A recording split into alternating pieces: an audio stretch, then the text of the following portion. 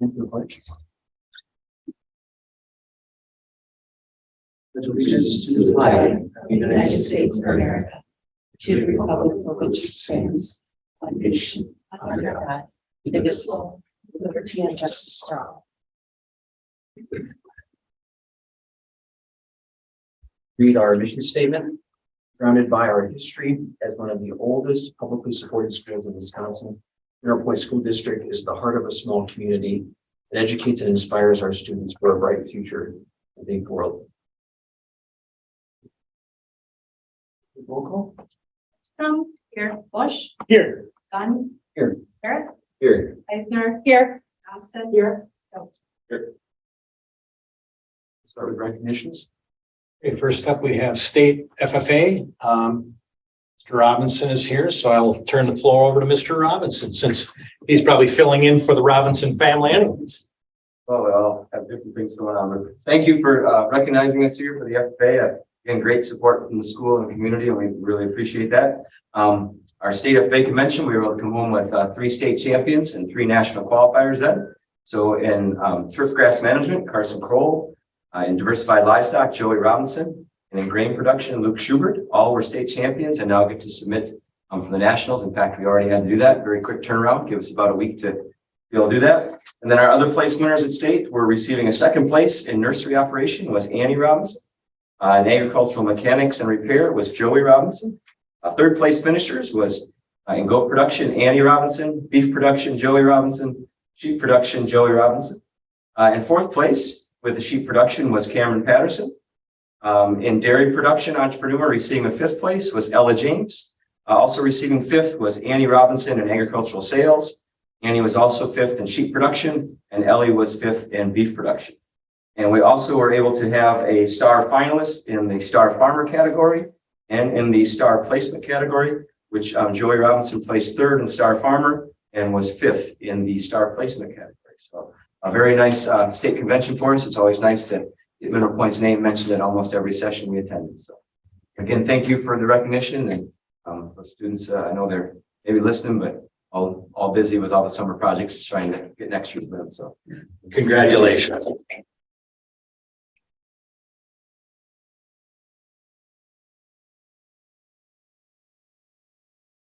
Hey, Badger boys and girls.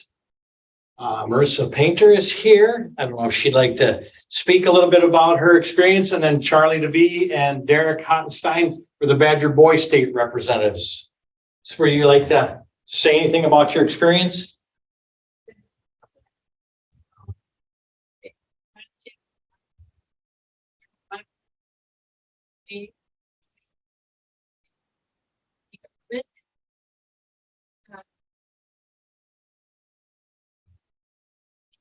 Congratulations to our Badger State representatives.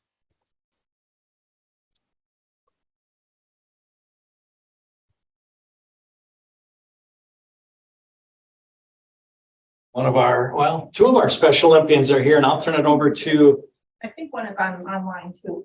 So I'm going to take the opportunity to give a little background for you. So Special Olympics was started in 1968 by Eunice Kennedy Shriver. She had a sister with an intellectual disability, and she wanted to make sure that people with intellectual abilities were highlighted for what they could do and not what they couldn't do. Wisconsin started their chapter in 1972. I started the Belmont chapter in 2003, and it's called the Belmont chapter, but really we have area athletes. So I have athletes from Belmont, from Mineral Point, from Benton, sometimes from Highland, from Dodgeville. We don't have a lot of programs in our area, so we all just kind of combine. So every sports season, there are 5 sports seasons, and every sports season, it culminates with what's called a summer game. So this past June 8th, 9th, and 10th was summer games. It was held in Whitewater for the first time, and we participated in cornhole for the first time. So first season, it's actually the 2nd year of cornhole ever, and we switched from track and field to cornhole. We had 8 athletes on the Belmont program, 3 of which are from Mineral Point. So AJ and Liam Chappell, who is online, both participated as a team. Eli Klein over there was a unified partner for one of the other athletes. And all 3 teams came home with 4th place finishes. So there were 1,200 athletes participating at summer games. It was always a really good time. And I also want to give a shout out to Tyler Olson, who is Liam's dad. He joined as a volunteer, so we got some extra one-on-one help as well. So, did you have fun at summer games? What did you like the best? Yeah, the dance is always the best. Did you have fun at the dance? Yeah, AJ never stopped dancing. So it was always a good time. Congratulations.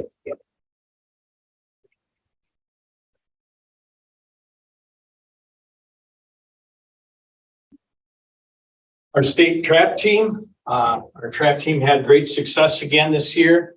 We had an all-state shooter in Brody Lee. We get down here. Jason Knight was third place in the junior varsity male category. Brody Lee received special recognition for shooting a 50 birds in a row at the state convention. He's only one of 16 kids to do so. And Brody Lee and Abel Lowe received recognition for shooting 25 at the state in a row. Again, great representation for Mineral Point in so many different areas, so many different things. Our kids aren't just a one-trick pony. I don't know if that's the right word, but our kids are involved in a lot of things. And as you'll see, it'll come back into academics as well. But congratulations to our state trap participants and the success that they have.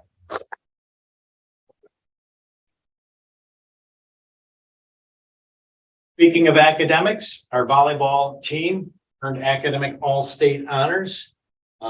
Again, you've heard me say this before. This isn't just our top students on the volleyball team. This is everybody that's part of the varsity. So everybody's GPA factors into how they're able to be a part of this or be recognized for this.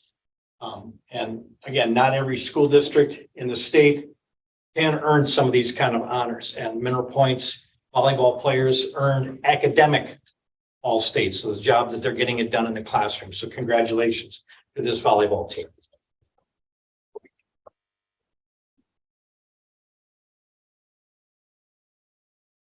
We had a couple of seniors play in the softball all-star game, Kennedy Wanger and Caitlin Cox.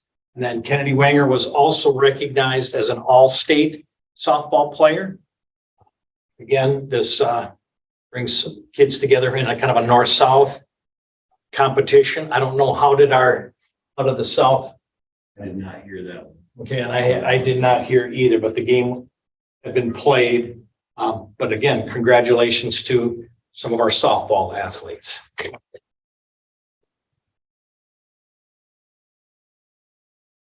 We also had some all-star participation for basketball. Two coaches, Mike Keys was selected as the head coach for the girls South team. He brought along Mike Chambers as an assistant coach. Mike's been a head coach and assistant coach for many years and well-deserved for both of our coaches. And then we also had Caitlin Cox and Kennedy Wanger represent the girls. Luke Kiskin represent the boys at the boys all-star game. Both of them are played in the Dells at the JAG, just a game. And again, kind of an honor. It's a select group and out of all the seniors. So congratulations to our basketball all-stars.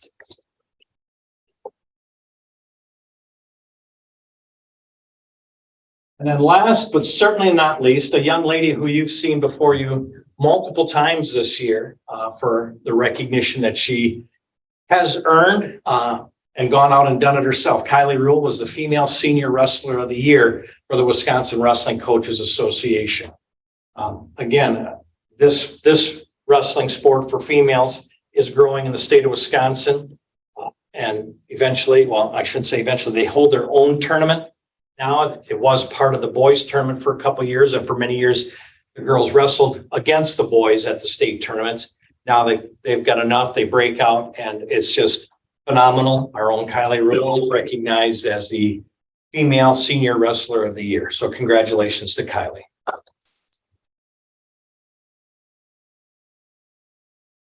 That's it.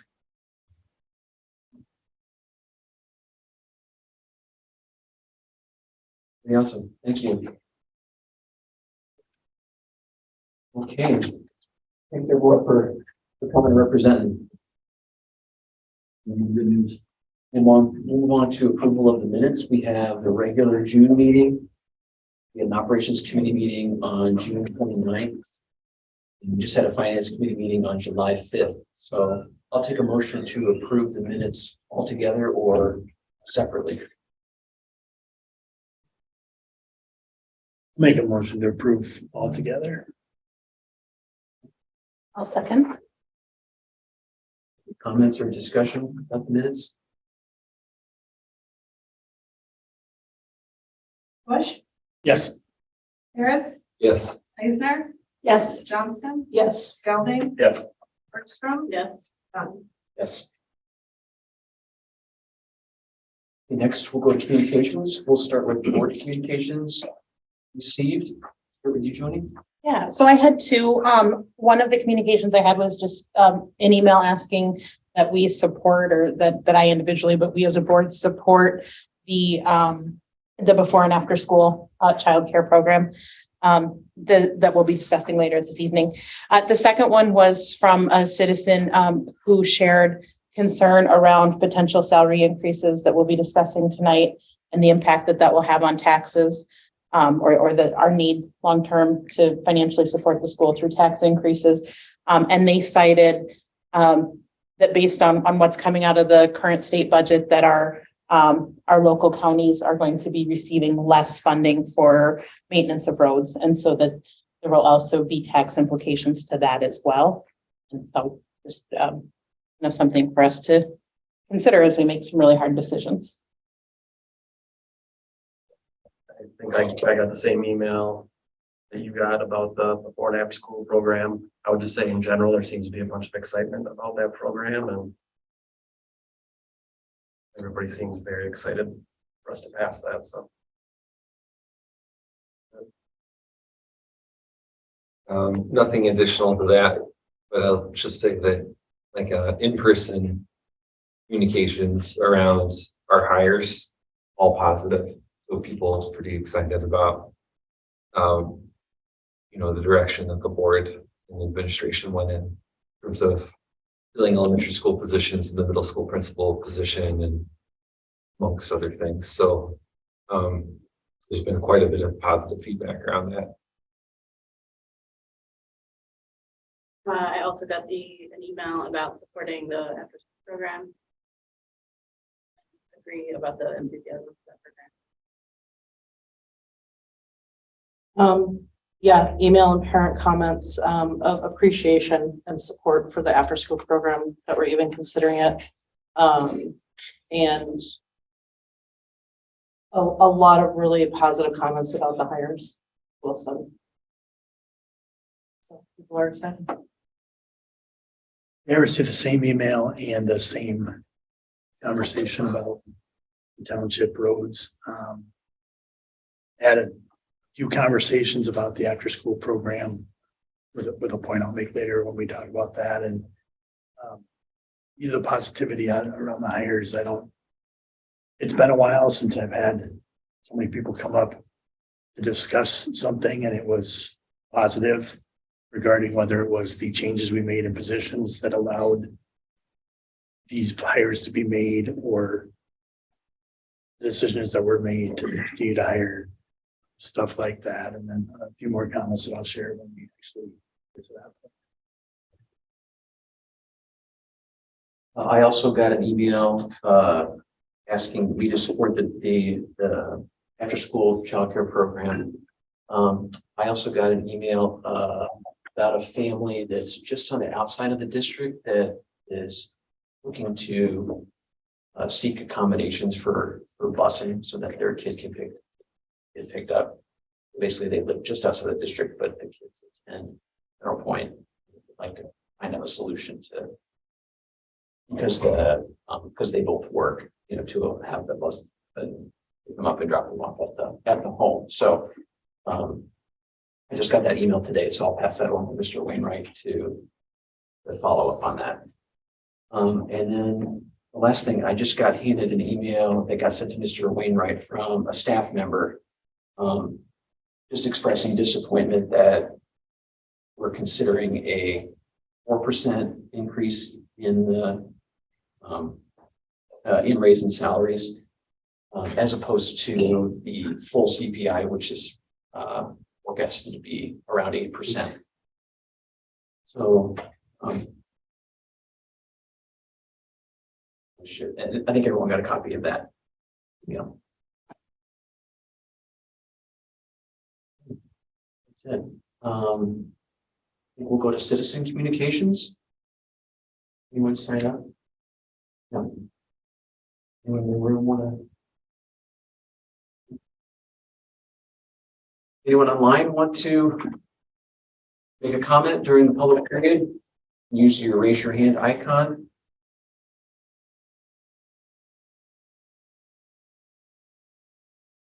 Okay, thank you.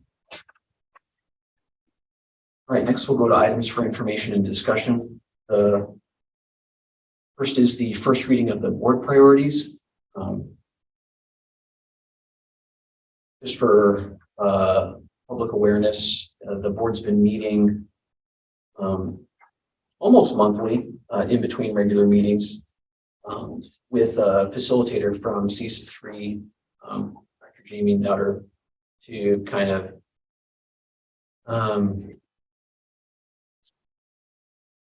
focus on certain areas of interest that we want to make a priority for this year and beyond.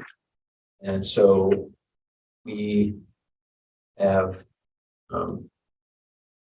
crystallized several interests into 3 main priorities into a document that is here for board approval and kind of final discussion and vision before we finalize it and share it with the public and share it on our website and those kind of things. So,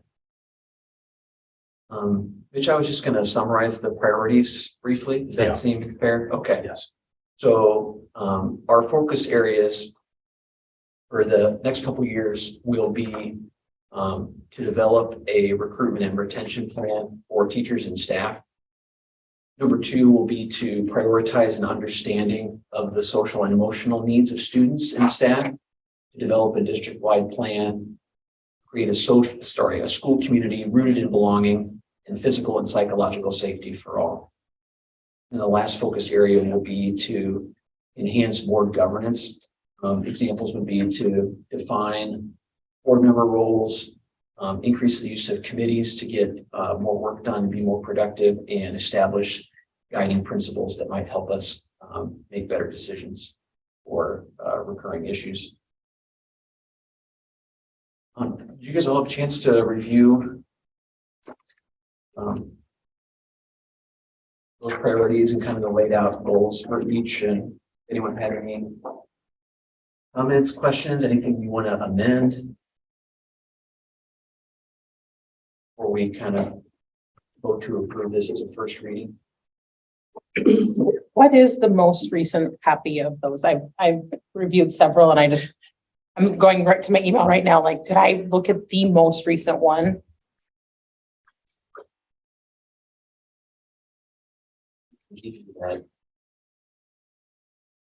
That information. I'm trying to see. I am supportive. I think I've been to all of the meetings, or at least the vast majority. I just like to say yes. I have, before I confirm that yes, I've read them. I want to ensure that I've read the current version. The last edit was 13 days ago. That sounds okay. Because I did kind then. Of a few like grammatical changes, punctuation changes, but I feel like I didn't really change anything related to the substance of it. That's me. Okay. Okay.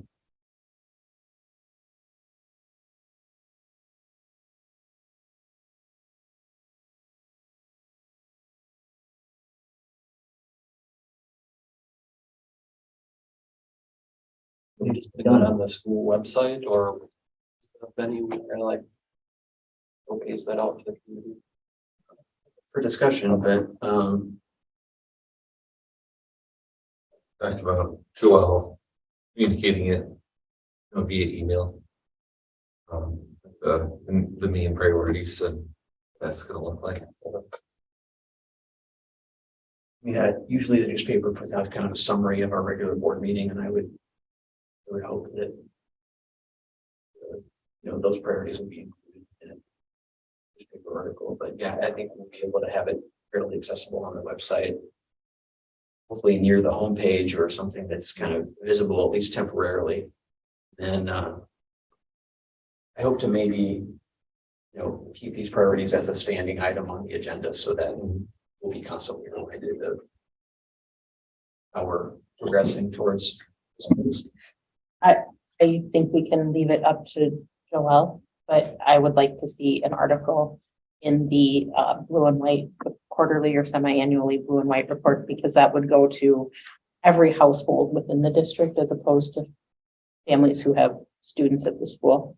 I think it's good for the entire community to know where we're headed strategically. I think it can also be a link under the school board tab on the website. That people can, if they're searching, they can go over there to what school board, and then those priorities could be another link under there.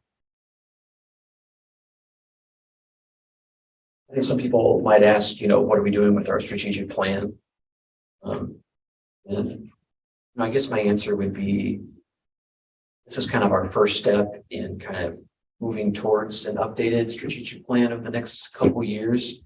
I think that these are areas that we specifically want to focus on for the coming school year. And I think they're consistent with the current strategic plan. So I consider it's kind of an extension or focus of the strategic plan for this year, and then kind of seeing what kind of progress we make and how we maybe want to revise these goals, or as we kind of work towards it moving forward, we might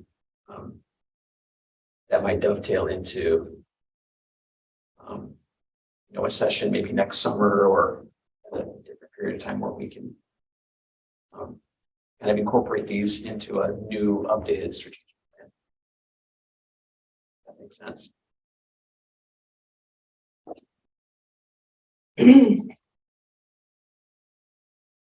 well, if there's no other comments or revisions, I'll take a motion to approve the first reading. No motion. It's not an action. Oh, It's just the first reading. Thank you. Yep. Okay, we don't need to move. Okay, so yeah, I think next is Mr. Austin. This is just a copy of it. Did you send it to them? I did. Yeah, I want to update everything on here. You guys have this in front of you here. For you, so I can look at it here. So I'm going to do kind of a review for the year. I'm going to start. I want to thank all the students and staff for all their hard work. Obviously, I think we've seen the success over the year. We've had a really nice year this past year within the classroom, within clubs, within kind of anything we took on. It was a really great year. I can tell you, it flew by in my mind. It's crazy. All of a sudden, we started feeling like, where to go. But it was a great year. So in front of you, you have that future ready data that we've been tracking. It's got the different things on there, attendance for this past year and some other things on there too. You can see the big things that we look at here are, percent of students activities they're involved in. That's something I know when we met in the middle of the year that we talked about, we'd like to see that increase again, because we know when students are involved, they're engaged. Attendance has stayed very high here, which is great. Our youth apprenticeship and work experience, I know we've shared that before. That's went up. We had 23 certified. So 40% of the senior class had a certified youth apprenticeship.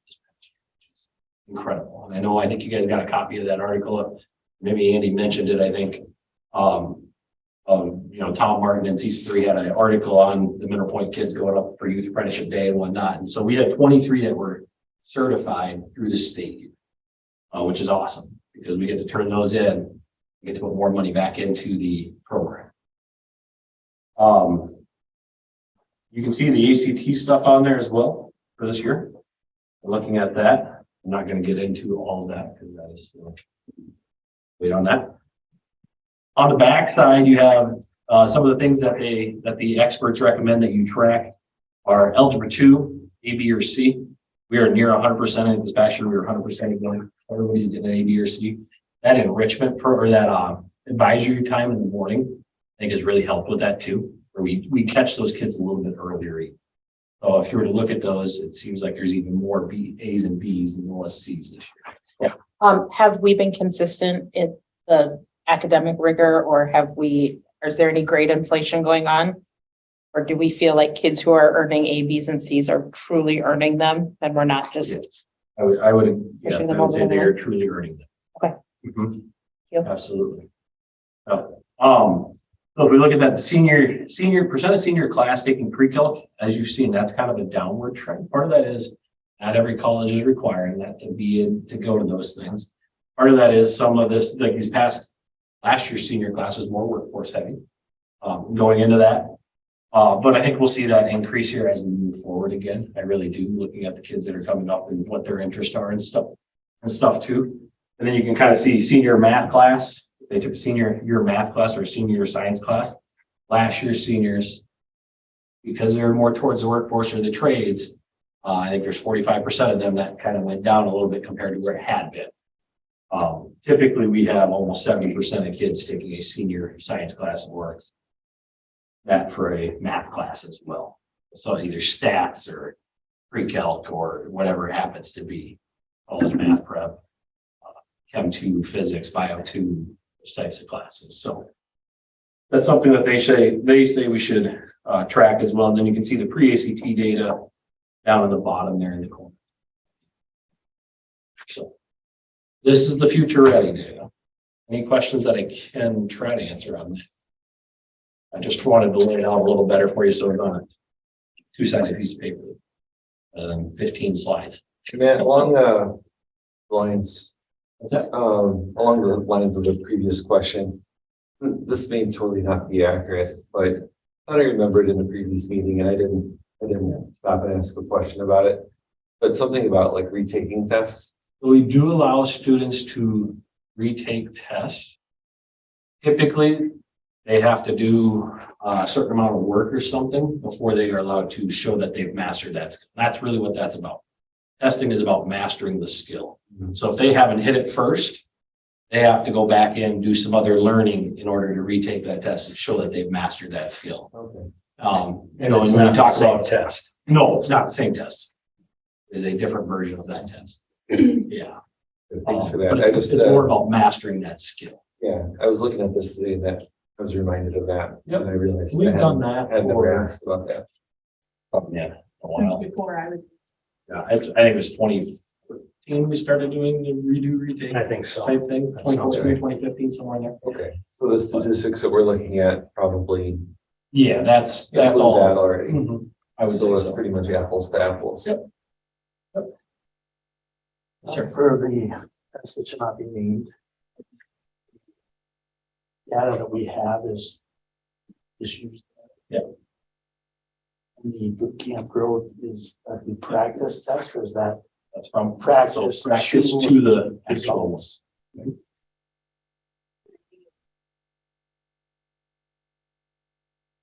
October, like, Like the day after your October board meeting. yeah, it's usually the day after the October board meeting. We have a meeting and then it's like, oh, the next day. And that's when we pull all the other surrounding areas data too, so we can see how that. So this is not something we've asked before, so I'm just gonna put this out there as a thought for future. Yeah. When we look at the state report card, we compare ourselves to the state average and to CISA. And that has always been a very flattering comparison.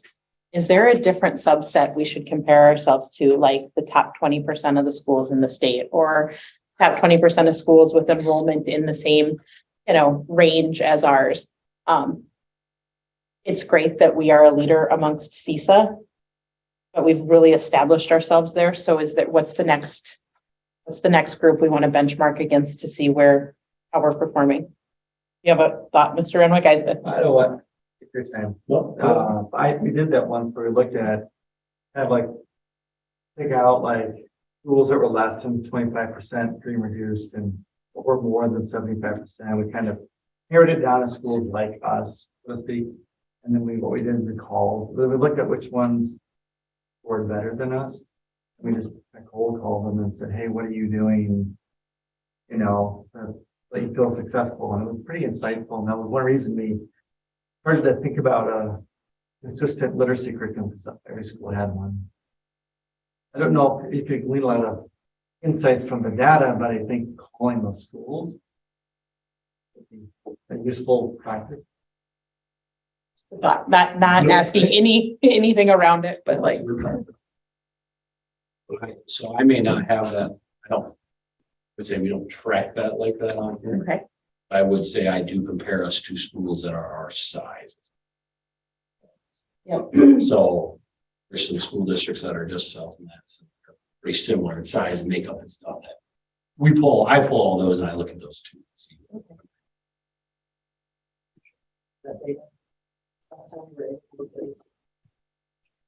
Yeah. This kind of started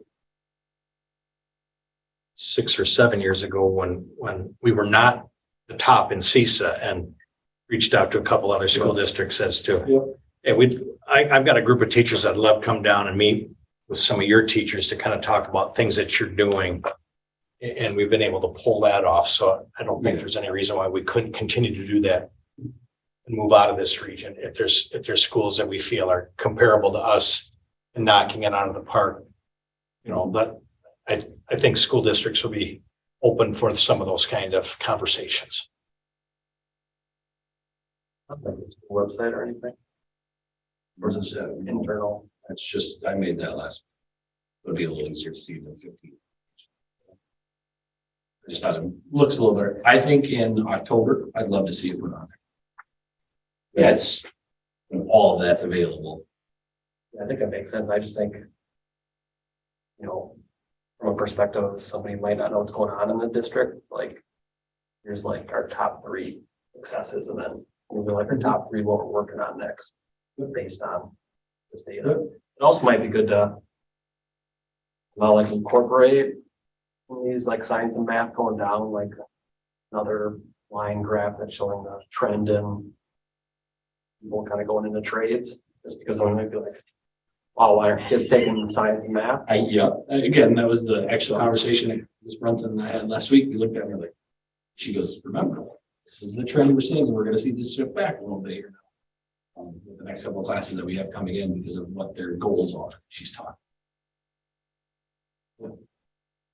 So that, I was going to say, for years we were pushing seniors to take either pre-calc or a senior math class, and we had some kids that weren't seniors taking pre-calc. They were driving to Platteville for Calc BC or so I mean, we've had a couple students that were going off site to take senior level math class too. So that negatively impacts that number, but the kids are doing what we want them to do and be challenged in the math classes. That'll help them I down think there. everything we do here is what each student needs.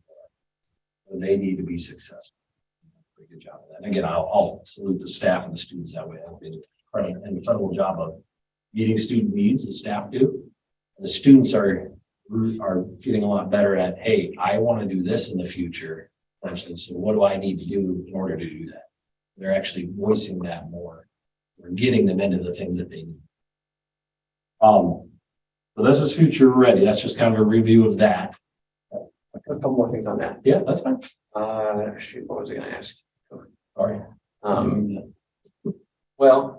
I guess what I was going to say was just to dovetail Justin's point about the website. I think just from a not only community member, but like a prospective parent, I think it's good to promote on our website what we consider to be a future ready graduate, and like what we care about as a district, Yeah, I want to talk a little bit more about that. Okay. The other thing is, I think it would be nice just for like for board review. I mean, I like all these graphs and everything. I think this would be some kind of form of this would be good to put on the website. But I think just for maybe board review, I think if we could put all of these numbers into categories into one, you might already have these into like a spreadsheet or an Excel where you've got each category for each slide. And then you've got the numbers for each year or know how best to do that. I just think there might be, Is there a story that you're wanting to tell, like a, I know Joelle does do some, like, here's the past year's graduation stats stuff. That's your stats. He's got a graphic. Is that what you mean by that, or you mean something like that? no, I'm talking about this information just in a different form. Like I think this is kind of cool how you did this, but it's really hard for me to read. Well, yeah, it's And actually, process. well, I made it on an 11 by 17. It's a lot bigger. So you want to see 75% of our seniors took a pre-calc class, or 99% of our students that took Algebra 2 got at least an A, B, or C. You want that number, is what you're You asking? want to see the trends still. I do like to see the trends, and if there's not a simpler way, I mean, I don't mind seeing the 15 slides, altogether. So, I mean, I think this is really good as far as what we want to track and follow. So I really appreciate this. My other question was, is this going to be incorporated into your Portrait of a Pointer project, or do you consider this kind of data separate? I would say, no, I would say this kind of plays in. Okay. Talk a little bit. Yes, I would say this has to play a part of it. Nice, in most schools it does. These are the things that the experts are saying, let's track this, and then the portrait of a graduate or portrait of a pointer part is more of a, and we're gonna take this and what else do we value as a district? Right. Some of those intangibles that you had already showed us. Yeah, no, that's good. Okay. Any other questions on this? I got some questions. This is maybe more for Mitch, but, so we're looking at this, and then how do we know that we are right? How do we know that the students were future ready? So like, is there any, I know this is out there. Is there any follow-up you do with students after they graduate to know how did life go? Like, how did the next 4 years go? Did you get the jobs? Did you go to college? Did you graduate? Were we actually preparing you to be part of successful part of society and to achieve your hopes and dreams? There are surveys we can use to try to track that. I know response is always difficult. It's an issue, but that's true for every marketing you do. If you get a 20% response rate, that's really good. One of the ideas that Joelle had run across, and I'd like to talk to Matt about this at another time, but it's basically at the semester break when most kids are home, invite them up for dinner, and have something, and just then have those kinds of questions be asked. Hey, can you just share with me how the first semester went? And you feel like what you got from here help you be successful and those kinds of, and maybe we stand a little bit better chance to try to attract a little bit more better return on that. But there are things that we can do to try to help continue to gain that information. And we get it sporadic, like you said. I can speak to my own children. I used to get that. And found a recycling bin for it, instead of turning it in. I'm thinking, that you guys, but we can continue to try. Yeah. That's where if we have the money for it, having an alumni relations person, which could lead to grants and donations and things like that to help with our budget and for lack of a term, marketing the school, for open enrollment and things, but also just more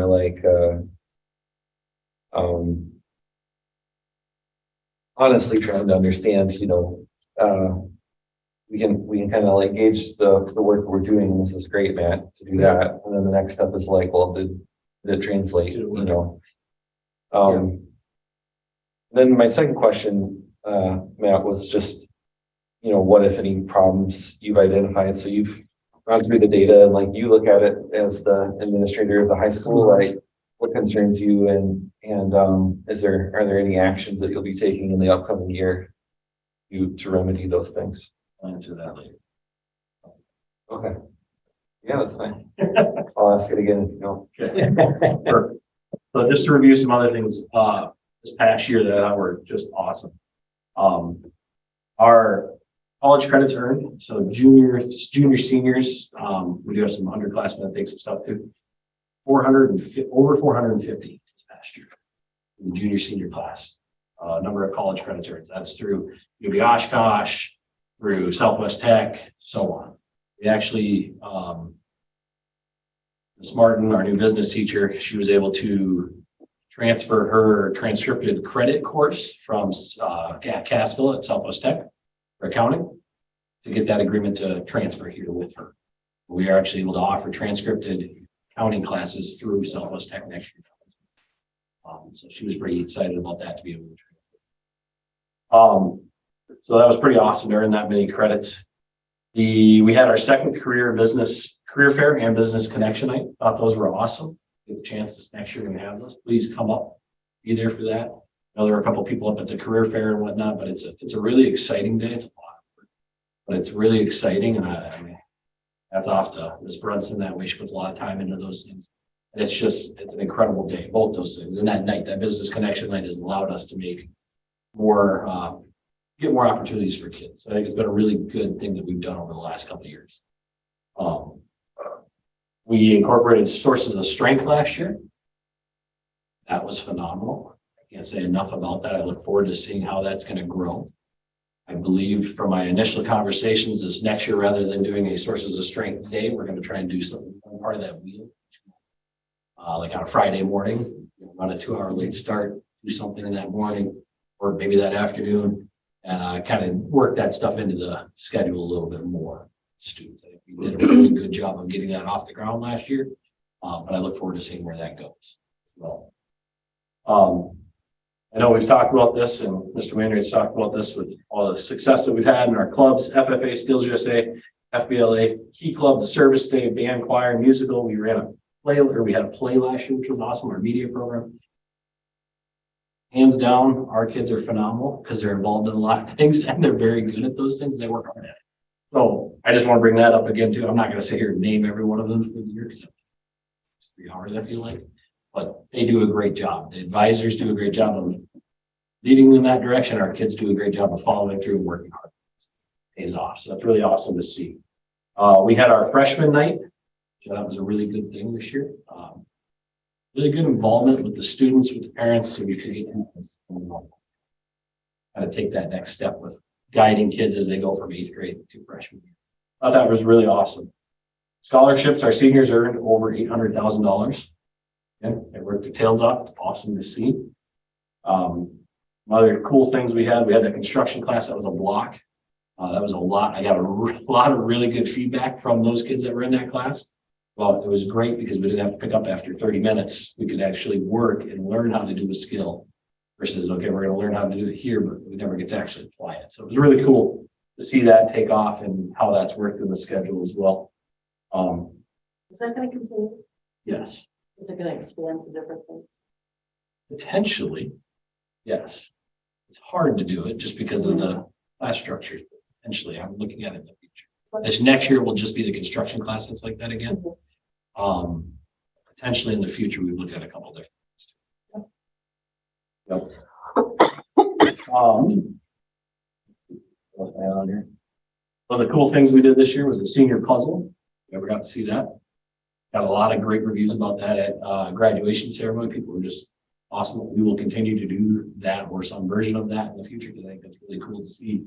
Hey, this kid's going to do this, going to do this, and then they get to take that with them. Kind of neat to see. To answer your next year thing, so obviously we want to keep growing academically. We see where the scores are. We want to keep growing kids in the classroom. One of our things that we're going to actually do next year is we're going to open up a peer tutor center. And we're going to have seniors and juniors kind of run that and be available throughout the day.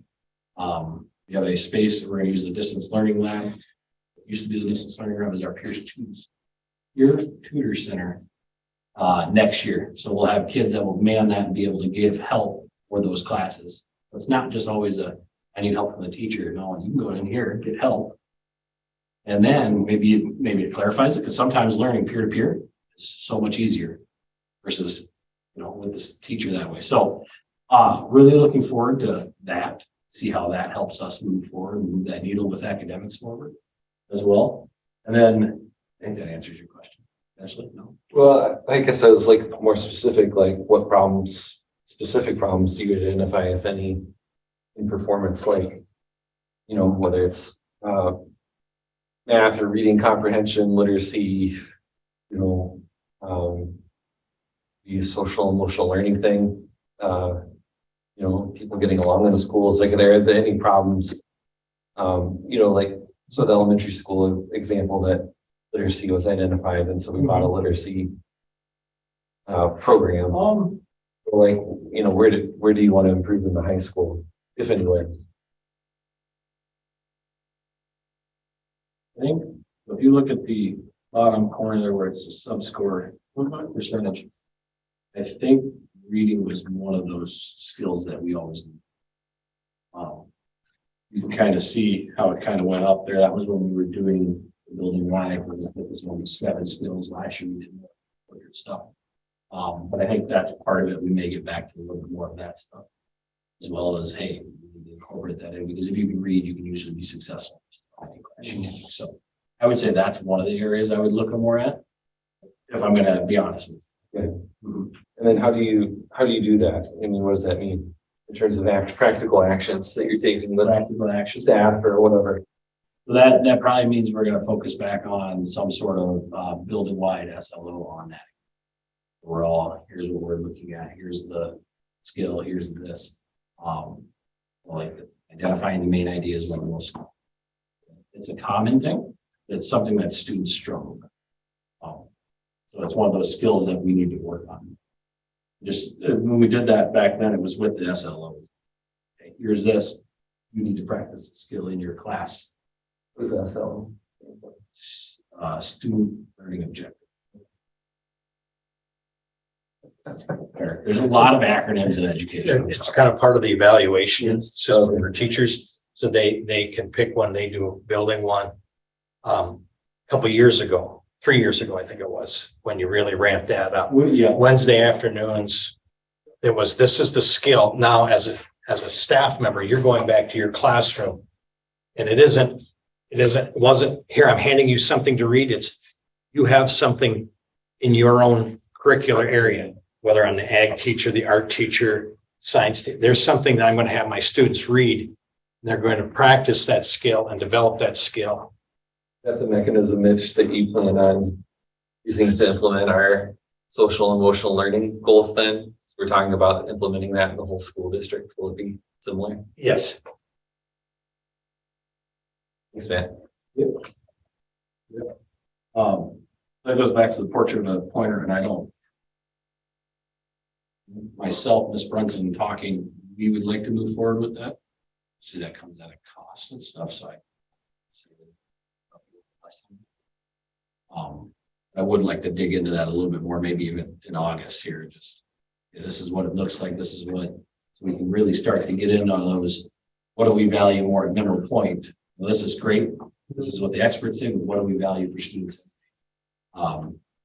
Hit 8th grade, or as they hit senior year, what do we need them to be successful in and show us that they're ready to go?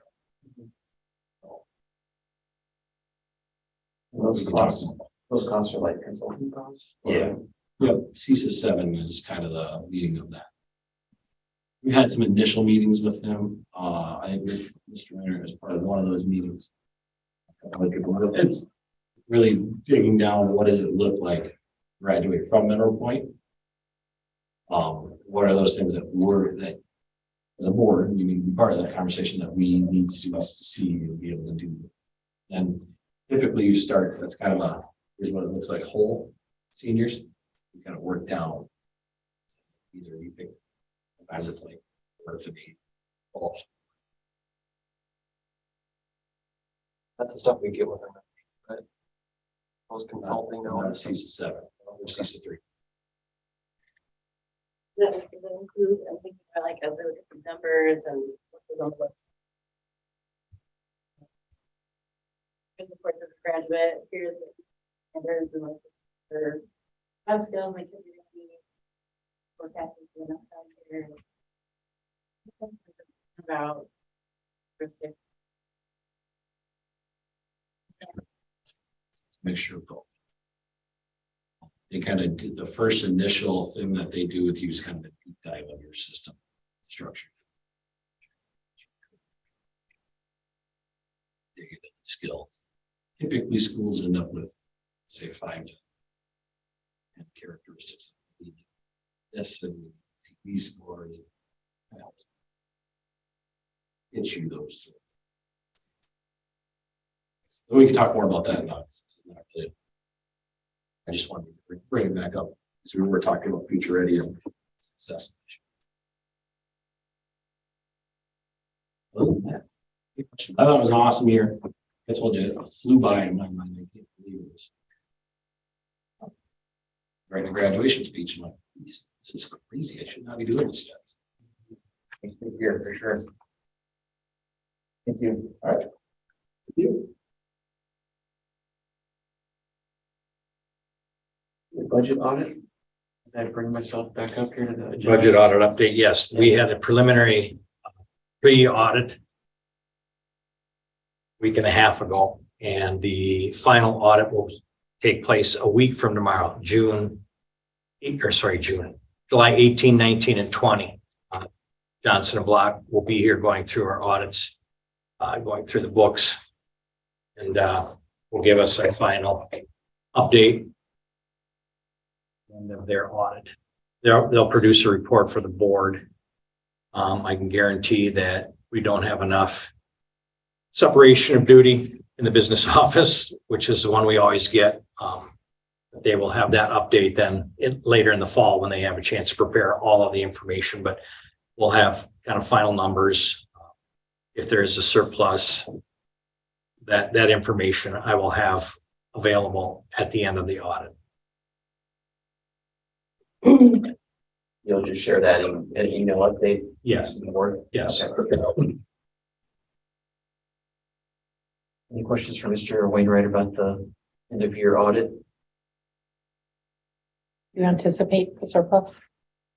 Small surplus? Yes.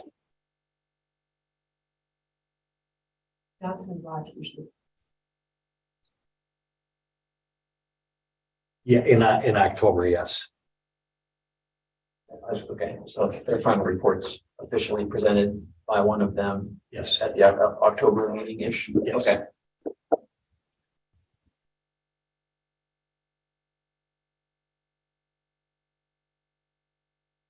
Any other questions? One? All right. We're now ready for the operations committee report. There's Skelton, do you want to? Yep. With a summary, and we can get into the, you want to do the childcare program as your last comment, and then we can segue right into action. I want to talk about touch on the two that are in the action items.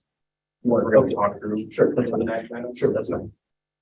So yeah, we met June 29th as the operations committee to discuss 3 items, 2 of which are an action items. So the pre and post school childcare program, then the Fund 46 review that Mitchell kind of touched base on. The other item was 2 items. They originally brought up to Member Bush from the baseball booster club.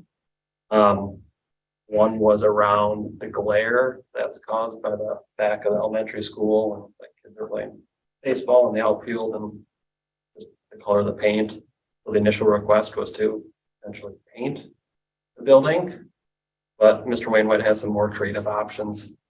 I know he's going to reach out to Sherry Lovinger about that. Whatever option it is, Booster Club would fund it, wouldn't be on the district to pay for it. The other item was potentially moving the concession stand. This would allow the scoreboard operator to have a view of the field from the upper levels. They'd like build a deck. I know we're trying to redo the track around the baseball field anyway.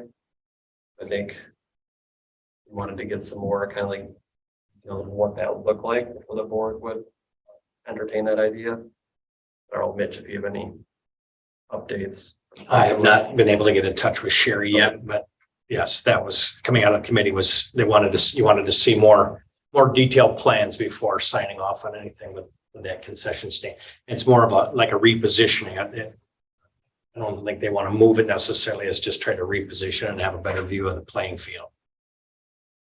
Is that the one that's in the bleachers, the old bleachers, or is it next to the? The new concession. stand. Yes, it's off the, yeah, so it's bleachers on the first base side, and then there's an opening, and then there's a building there that's concession stand. Do you use that old one for anything? Right now, they use it for the scoreboard and the sound system, and then we use it for storage. I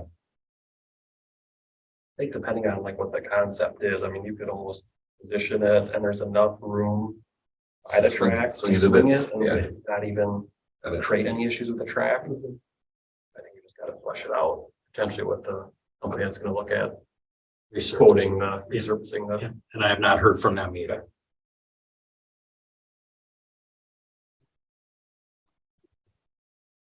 Any questions?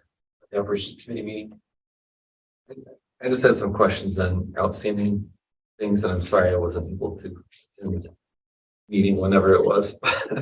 I was curious about the elementary school gym roof / water things and the gym floor down there. I think there was work done.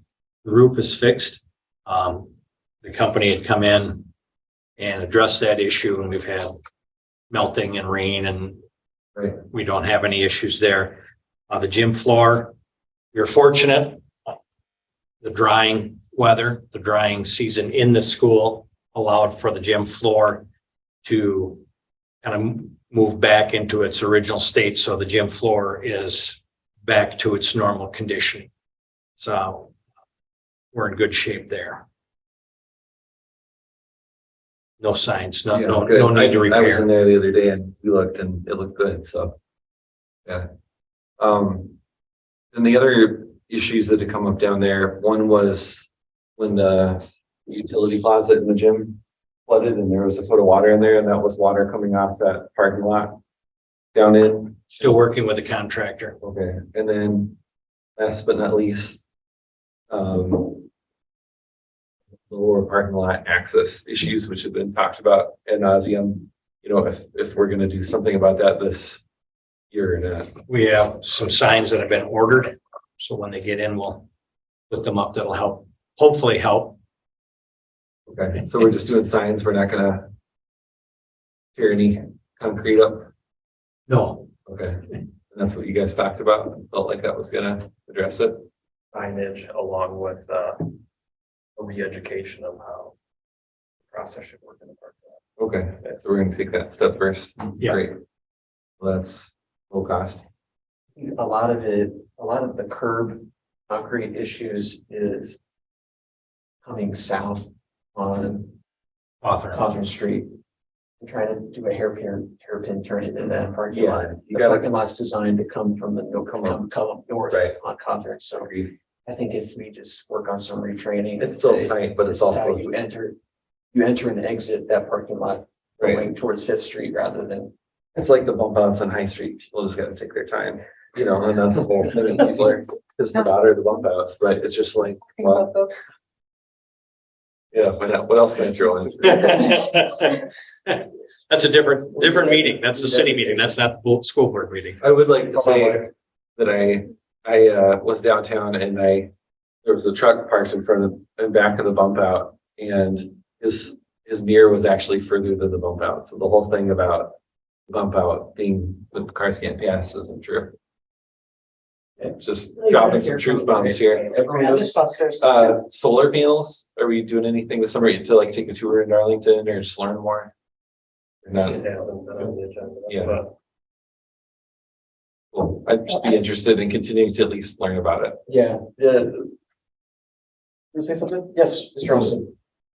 We are starting kind of similar along with a group of students are starting in the Bell Club. And they are going to, one of their topics is the solar panel. And I mean, it's also about lowering energy usage and stuff too. They're going to do some studies and stuff. They are going to dig into that. Great. And actually do a presentation for the board itself. So I may have met with them, it was 2 weeks ago. That's the last week. Like, you can save a lot of money too. Like, I have solar panels and I don't have an electric bill from April through October. We use a lot of electric. We will lease you space on our roof for solar if you'd like. So that was it. Any other questions for Skelly? Comments? Okay, let's move to the action agenda. We'll start with the pre and post school childcare program.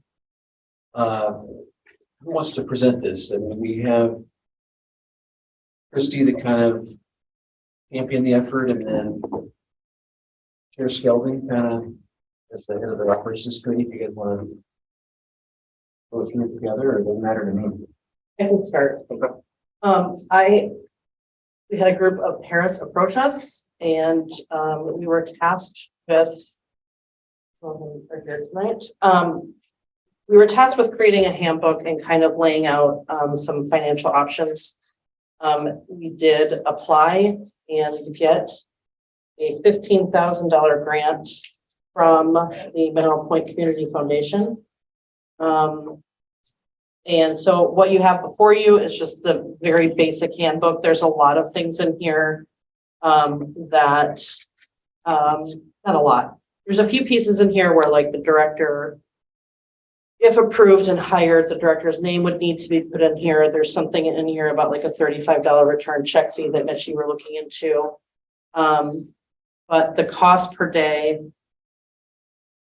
AM and PM, for the first, and then a discount for the second, and then a discount for the third child, or if families decide to pay it for the week.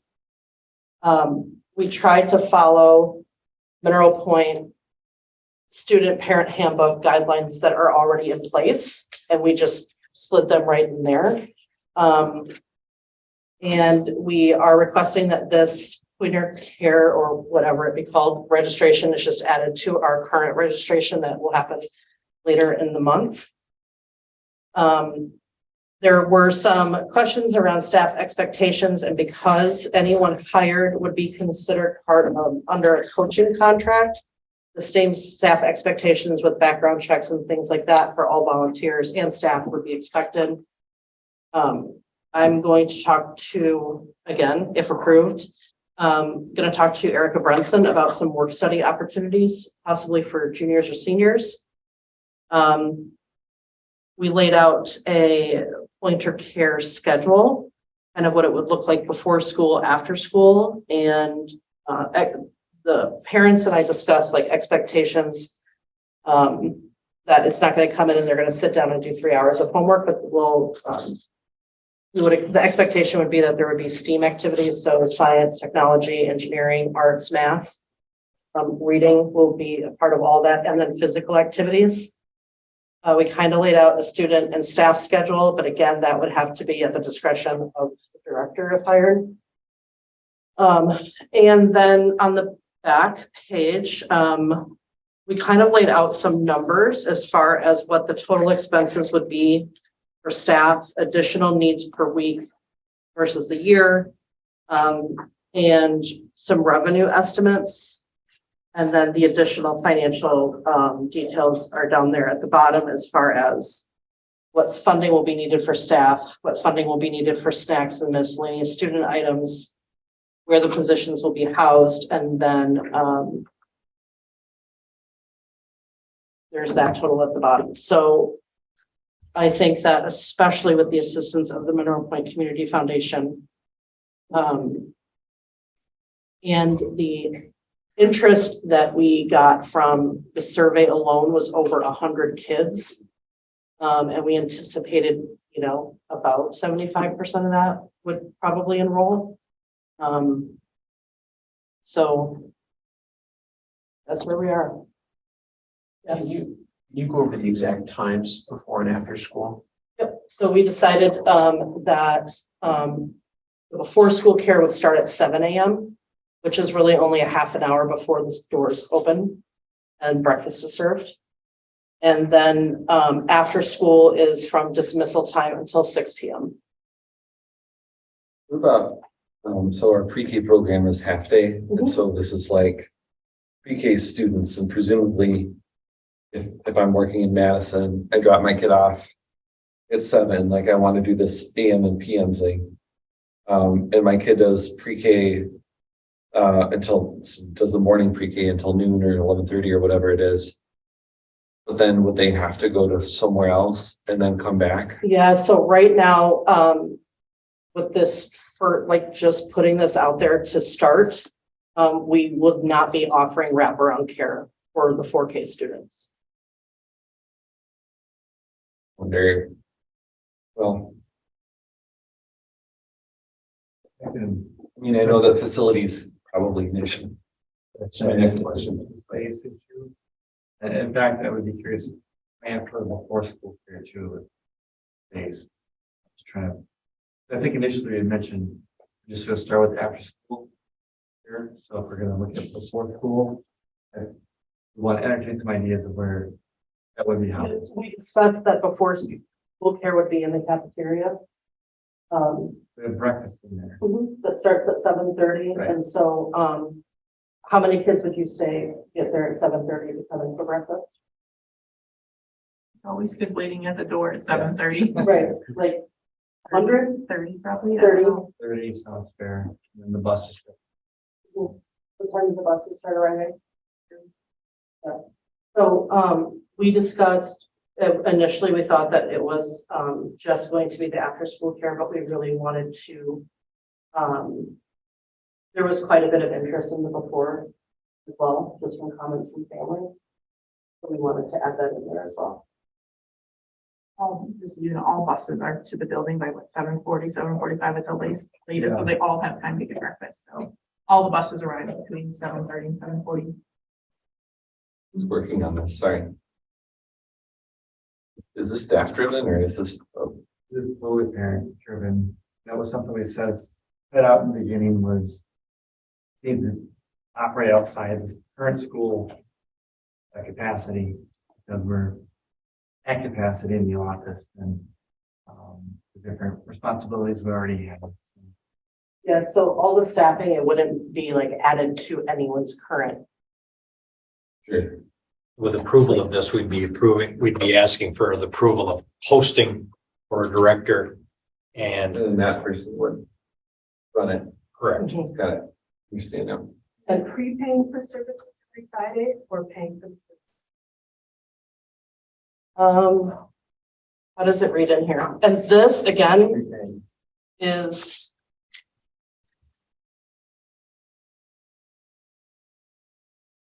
Yeah, could we use the library and gym at the elementary school for the morning? The library is kind of the natural place to me. There's not going to be. Is also open. And once they have kids in school, we're gonna start dealing with starting to go elsewhere or if I need to go to the office because I need, you know what I mean? So,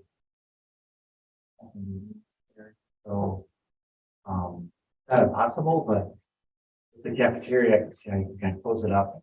It's an isolated space. So with the gym and LMC, it's a little bit different. And it's also a classroom. So this is up and on Mr. Ingwell. They're usually, if they're that early, and I know Mrs. up and I think they usually both are. They're early. Hubbard's there, so. 7. Did you have this whole pre-K thing concerns me just that we can't have wraparound care for that. Because then it gets to be a bit redundant, like if I'm a working parent. So I guess I want to know or understand the people that you're working on with this. I mean, do they buy into this and you feel like this is a service that they're actually going to want before we post this position? Yes, to start. And I think that, I know that we, by not having this, we aren't keeping up with area school districts. And I think that this is a good place to start. Yeah. I would rather offer this than nothing next year. Yeah. And I get what you're Makes saying. sense. And so, But- we had talked about like, where would that happen in the school? Yeah. That wraparound care. And There's no There's space. no space. So there's two sessions of pre-K in the afternoon and one in the morning. There's an early childhood session In the morning. in the morning. That's Opposite that morning. Teachers. that's lower than 4K. Yes, 3-year-olds that are identified as special. Yeah, so they wouldn't qualify for this program anyway. Correct. So if you did wraparound care available in the morning, you'd be talking about essentially one extra class of 4K kids, which would be, I don't know how many kids are going in the 4K, but maybe 20 kids you'd be dealing with just in the morning and then one in the afternoon. So where are you putting that? Well, I'm just trying to get creative. Which I don't think is a bad idea, but I think if we haven't done it before, that starts small. Well, if we're gonna hire somebody, I just want to make it like palatable to people. Or for you to, is meeting your needs, or how do you feel about this? You're We here. already for all these work, I think.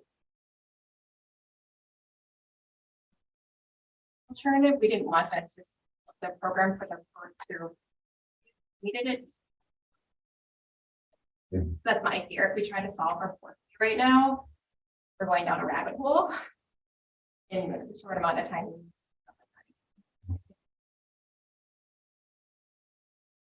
You have a 4K. Yeah. You're sending to I already have Docville. the program. I already know what I'm doing. I already know. So, and I guess to counter your point, Will, if you have a 4K student and they're going in the afternoon, what are you doing with your 4K student in the morning? Yeah, I mean, right now it's some other outside care, but I just thought that was the problem we're at some level trying to address. But it's a good point that this is beyond 4K and kindergarten. It's all the grades. You know, hindsight being what it is, we should go back 3 years and plan additional space in the elementary remodel addition. Yeah, I know. That I mean, would Southwestern, allow I for think, us did to that when they the remodel or whatever, and they've got 3-month-old to, you know, because there was no other daycare there. So they said, okay, this is going to be a strategic thing for us to do. And I think they make money off of theirs, you know, to help fund the school. But not that I'm saying we should do that, but yeah, hindsight, it just wasn't on our radar. Then since then, I mean, probably like 4 daycare facilities have closed in Mineral Point. So the $3 per child per day for AM, is that, and is breakfast included in that, or is the breakfast separate and part of the normal school nutrition program? So we didn't get into that.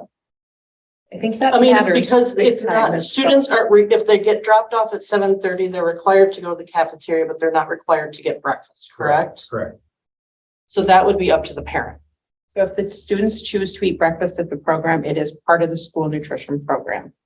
So they It would- is paid for as part of. Right. This $3 would not cover Okay. that breakfast. Yep. Okay. So I'm looking at the financials. Do we believe this is sustainable without the $15,000 grant? Numbers don't include the grant. Well, the numbers,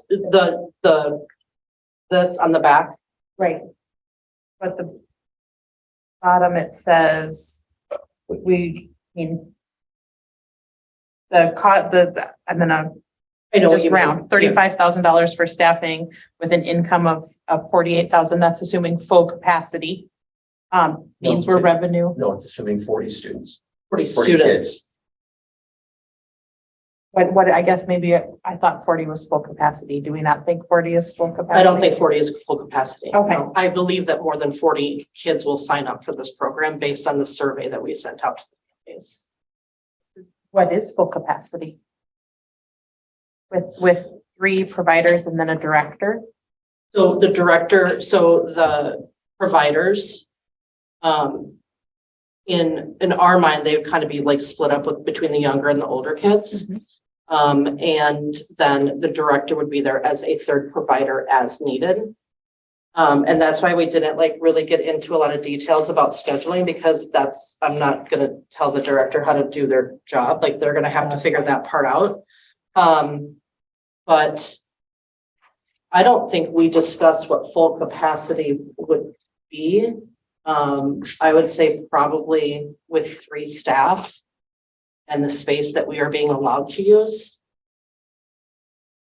50, 75 kids, I don't know. Regulations governing. No, there are no regulations governing this, because we are not going after as a licensed facility.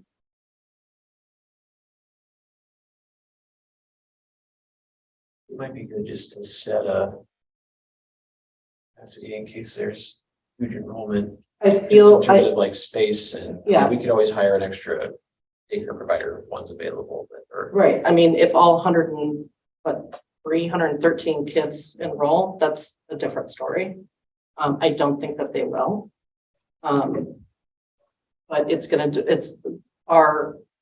what we pull in is gonna be based on our enrollment, and our enrollment is really going to be based on what parent, like the sooner we get this information out, that this is approved and we're gonna move forward, I think parents are gonna be able to make more informed decisions about what they're doing with their students next year. Part of that might be, am I gonna send my kid into a space where there's 100 children, well, 2 adults supervised? I mean, I think that capacity number might be part of that parental decision. Then we can as well. decide that right now. I mean, and then you're also better prepared. I'm just thinking about like lunch or breakfast. Still don't understand, say it's part of their nutrition program. Will all those kids have access to breakfast for free, or do they put their code in, or? They would put their code in So if they they would choose pay to for get it unless breakfast. they're free. Just like if they had gotten off the bus and they said, yeah, my bowl of cereal isn't gonna hold me Yeah. versus. because I'm gonna breakfast go out starts the at bus. 7:30, and that's when school is open to all students. 7:30. This is really a Right. 7 a.m. to 7:30 But I would, daycare yeah, supervision. Presumably, That's a lot these more kids would kids already be there. getting breakfast though, right? With the exception of pre-K kids. Because Well- probably most of these kids would be coming at 7:30 right now. They're going through 5th and getting I breakfast. don't know. We don't I know think that. that's what we need to Yeah. prepare, like the kitchen staff. Oh, you might have an influx of kids eating breakfast, never eating breakfast. That's an idea. Well, Just like something to that work with on, risk yeah. management. There's- I have one more question that's gone. I think it is good just to discuss, to set a cap. Just in case, I mean, because if we get overwhelming enrollment, we don't want to put ourselves in a situation where we're overwhelmed Mhm. with space or I whatever. totally agree. So does anyone have an opinion on that? Mr. Romick, do you have an opinion on kids in that cafeteria space in the morning plus cafeteria, LMC, gym outside after school? Talk to Brian Marr, Fire Chief. I think that capacity, don't we numbers? Don't we? Kids in the cafeteria? Right. And it's a lot. We're not gonna have, we're not gonna be at capacity in any one space. Right. As far as the building goes. On any given day, not every student in the elementary eats breakfast. There are not 300 kids in there eating breakfast before school starts on any given day. And you could potentially be adding a handful of students to the breakfast. Some of these students might already be eating breakfast. Some of these students might eat breakfast at home before they're dropped off and not need breakfast, so I wouldn't say that if you said max capacity is 60 students, 60 children. I don't necessarily think all 60 are going to eat breakfast every day that they're at school. And even if they did, that's no big deal. Right. Are you talking about max capacity overall total? Yeah, I'm not talking about breakfast capacity. I'm talking about space capacity. So for example, just imagine every single kindergarten through 5th grader signed up to come at 7 a.m. Just imagine that. How many kids is that? In the school. in the whole school, 350. 350-ish. We'd have enough money to pay for more staff. No, I know, but is that violation of fire code in the cafeteria? Because we don't have 350 kids eating lunch at the same time. Right, so how many meal How many sessions? grades at one time do you have? And then, Right now we're doing 2. so times 60 is 120. Maybe it makes sense more capping it on based on just what's reasonable for 2 adults to. That's what I would like to cap it on, is like, what do we feel comfortable having 3 adults be able to take care of as far as students go? I would say- Keeping in mind that the lower the cap, the more cost prohibitive this is going to be for us to sustain this in the future for families. Average class size is 20. So if we take 20 times 3, that's 60. I don't think Cap it at 60 is 20. unreasonable. And then ask the teacher if it's 20 kids. That's the number that came to my head too. What- 60 is the number that comes to head. It's just a 20 per classroom. You have 1 adult assigned to that classroom. So you're talking about 60 students part of this program with 3 adults. I think that is a reasonable number. I'd be surprised if 60 students signed up that you would get 60 every single day. I don't think Yeah, that's going to I don't happen think either. that we're gonna get, I mean, because some of the people in the survey said I only need it on Monday, Wednesday, Friday, or I only need it on Tuesday, Thursday. I'm was leaning towards, or what about 25 per student or per adult, which would bring us to 75. What's crossing my mind as I think about that 2nd grade class last year, where there's a lot of classes that 15 or 16 kids would be a walk in the park. And because of that particular population, that was really challenging. And what if, but if you get a really high energy group of kids, or a group of kids who just need more guidance to keep from climbing the walls, or, And you're also, you don't have 3 veteran classroom teachers watching the 60 kids. You have people who you were hiring. I think that's where the director, where we can trust the person that we hire, reach out to other districts, say, what do you do? does 60 make an impact in the community as a starting point, knowing this isn't the be all end all? I had the same 25 number in my head. We asked the teacher to teach 22 kids for 8 hours a day last year. I think it's not unreasonable to think adults could watch. Because there's somebody else in the gym at 7:30, correct? Mrs. Hubbard goes from the library to the watch breakfast. I don't think it's unreasonable to ask an adult to watch 25 kids for a half hour in a program that is at will, and if you can't behave.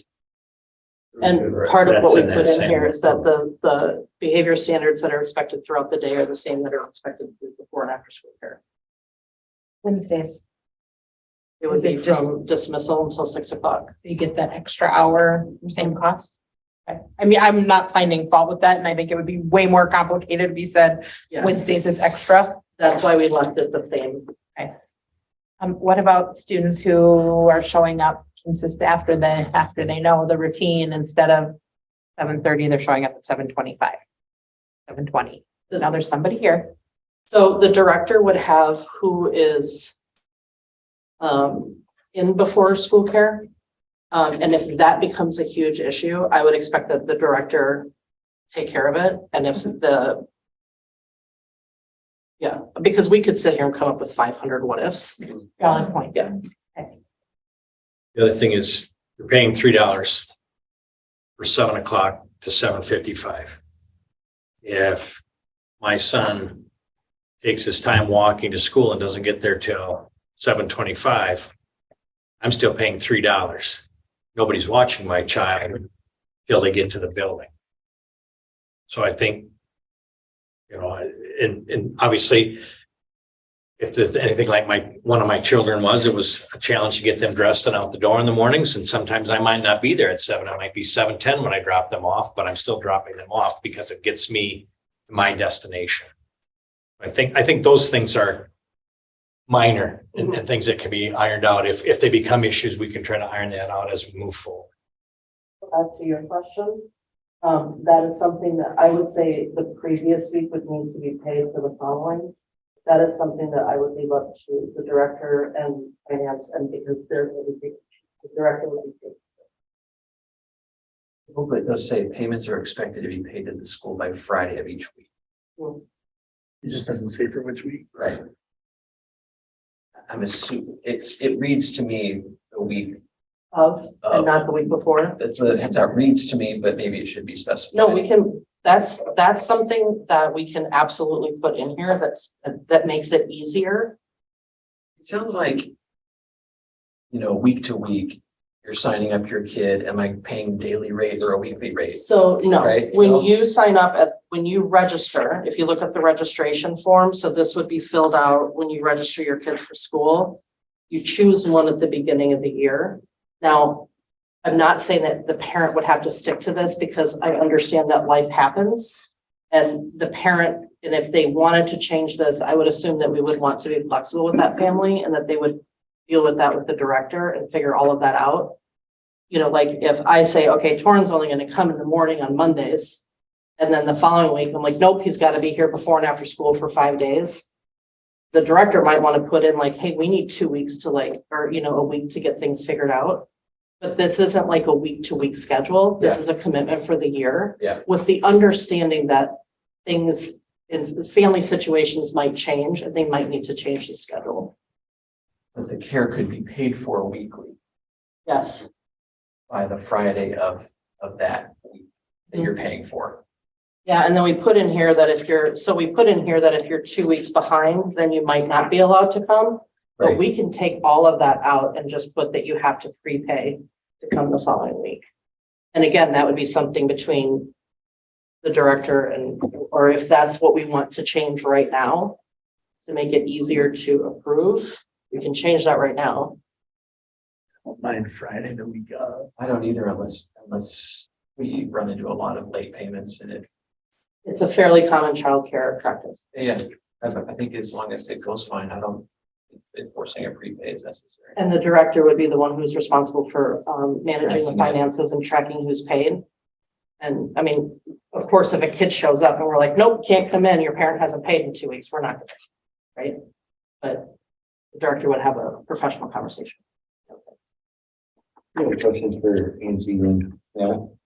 I know that we have like one-on-one adult to student learning situations and aids and things that we've talked about. From a legal standpoint, doing this after, before school and after school program, any of those kids were to, I don't know if those like one-on-one relationships extend to high ed and to recess and other things, or if it's just in the classroom. Is there any scenario you could envision with this where legally you're required to have an adult like one-on-one with that student in before school or after school care? Oh, like we have one-to-one coverage for extracurriculars based upon what's in an IEP, but I don't take one-to-ones to private daycares. I don't know what it is when the school. I mean, it's separate, right? So, but it might be something we want to run past our school lawyer. I would recommend that. To run it past the lawyer, just so we don't get ourselves in a lawsuit. Reduced.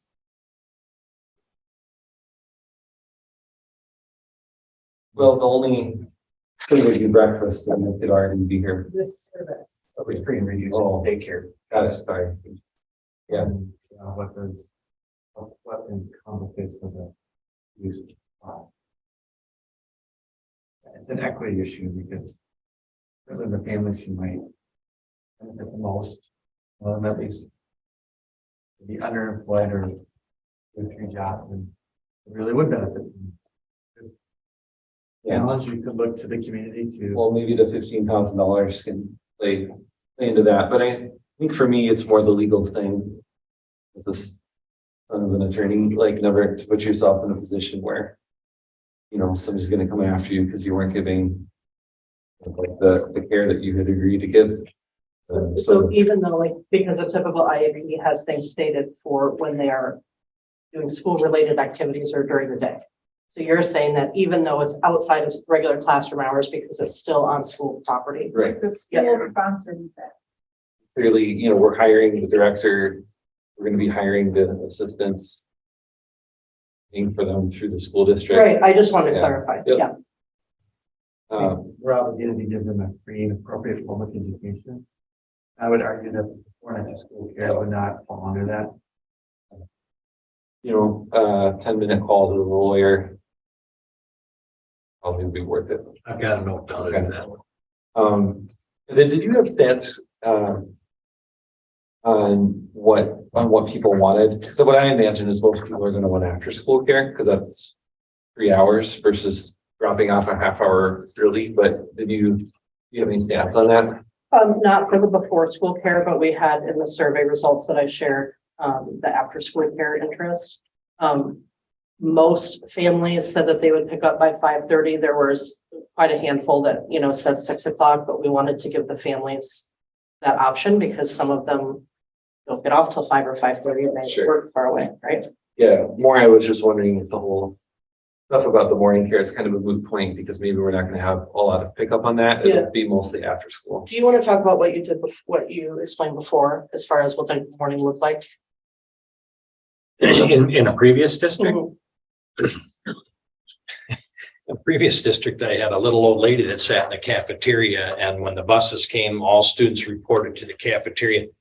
Come in, find your friends, sit down, go get breakfast, come sit down, but you stay here. One lady in charge of every middle school student that walked in the building prior to the school starting.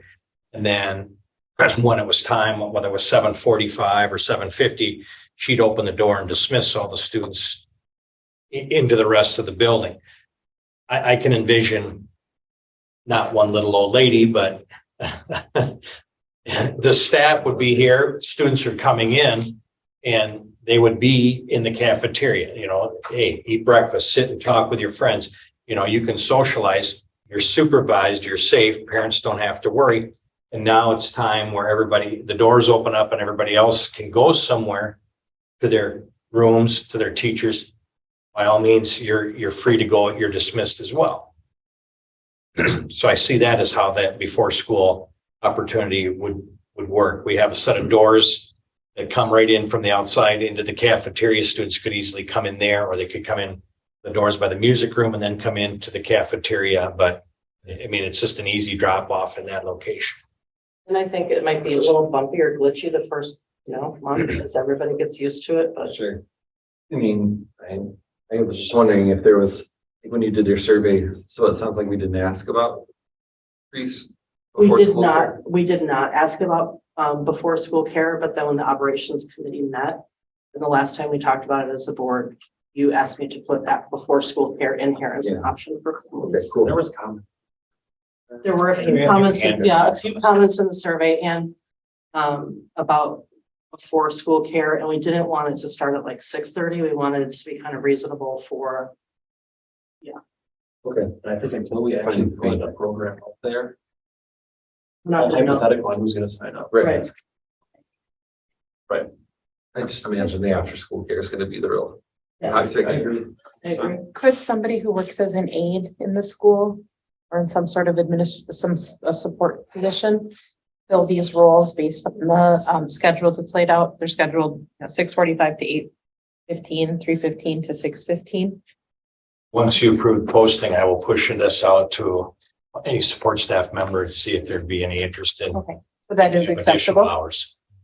We had asked them prior to this whole plan, as our first step, to say, hey, like offer these services.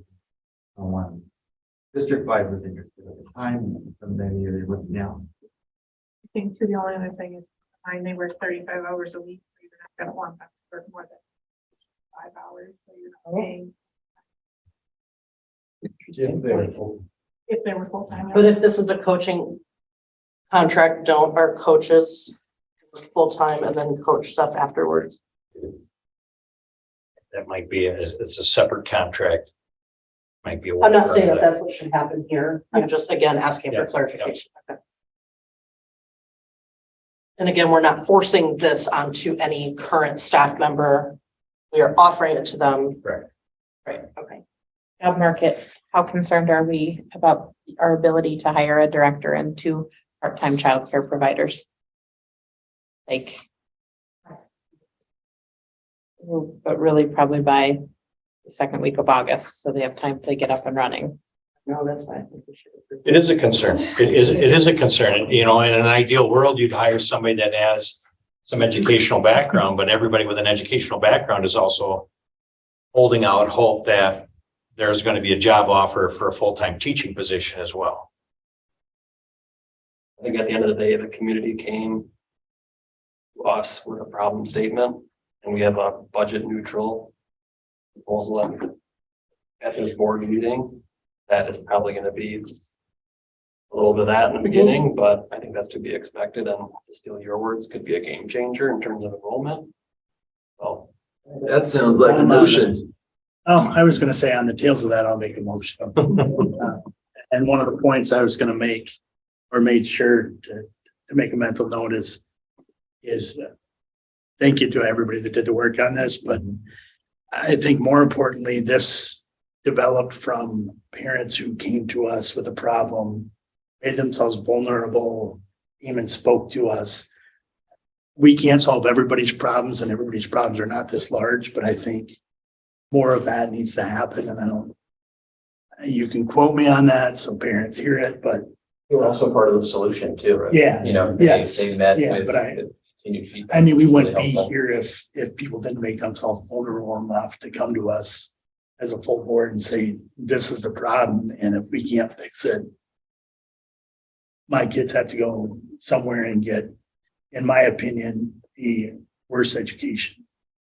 So kudos to those that made themselves vulnerable to come to us and ask for help. And again, we're not going to be able to fix everybody's problems, but it's nice to have things to work on. Maybe I'll regret saying that. You want to set the enrollment cap at 75? Is that where we fell on? 60, but I was good with 75 since we asked the teacher to teach more than 20 kids for 8 hours a day. And post for these vacancies. I make a motion that we approve Pointer Care. We cap the enrollment at 75 and we post for the vacancies immediately, Second, period. we'll second. enrollment, when you say the enrollment is 75, it would be 75 in the afternoon and 75 in the morning, because they could be different kids, right? 75 per day, 75 per session. per session. Yeah. Because we do understand that there might be some kids who come Monday, Wednesday, Friday, and then another child might only come Tuesday, Thursday, and Right. fill that same slot. Motion is second. Any other comments or discussion? thanks to Christy for taking this from concept to paper and working with people in the community. So appreciate it. And then answering all of our questions while we interrogated them. It was not me, it was the parents who came forward and the parents who, who did all the work. I just typed things up, honestly, and not very well. There's still some time. So yes, thank you to the parents who came forward. I agree. It was a very vulnerable position to be in. It's hard to ask. I know I have a hard time asking for help when I need it, and this was a huge ask. So I appreciate it. Both of you back there and those of you who are watching. I have a question. You feel comfortable with the 75 cap? Either way. Yes, because I'm not picturing 75 students in one location.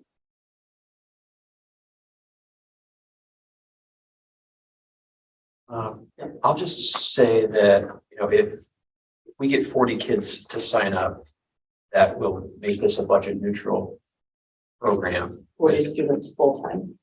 Yes. Yeah. Yeah. So that's with a director and 2 additional childcare providers, which I think is the goal. Plus we have $15,000 of grant money, give us some little room for kind of growing the program. That should be necessary. Okay, great job. Anyone else? And then I would assume if we only got 20 kids to sign up, we just would have one less provider, so that would help with the cost. Yes. Right. And if all the kids are picked up at 5 o'clock and, two of the providers can go home, or, we're down to 5 kids and the director's like, go home, so I think that there's going to be days like that. So. I just want to say, I asked a bunch of questions because I really want this to be successful.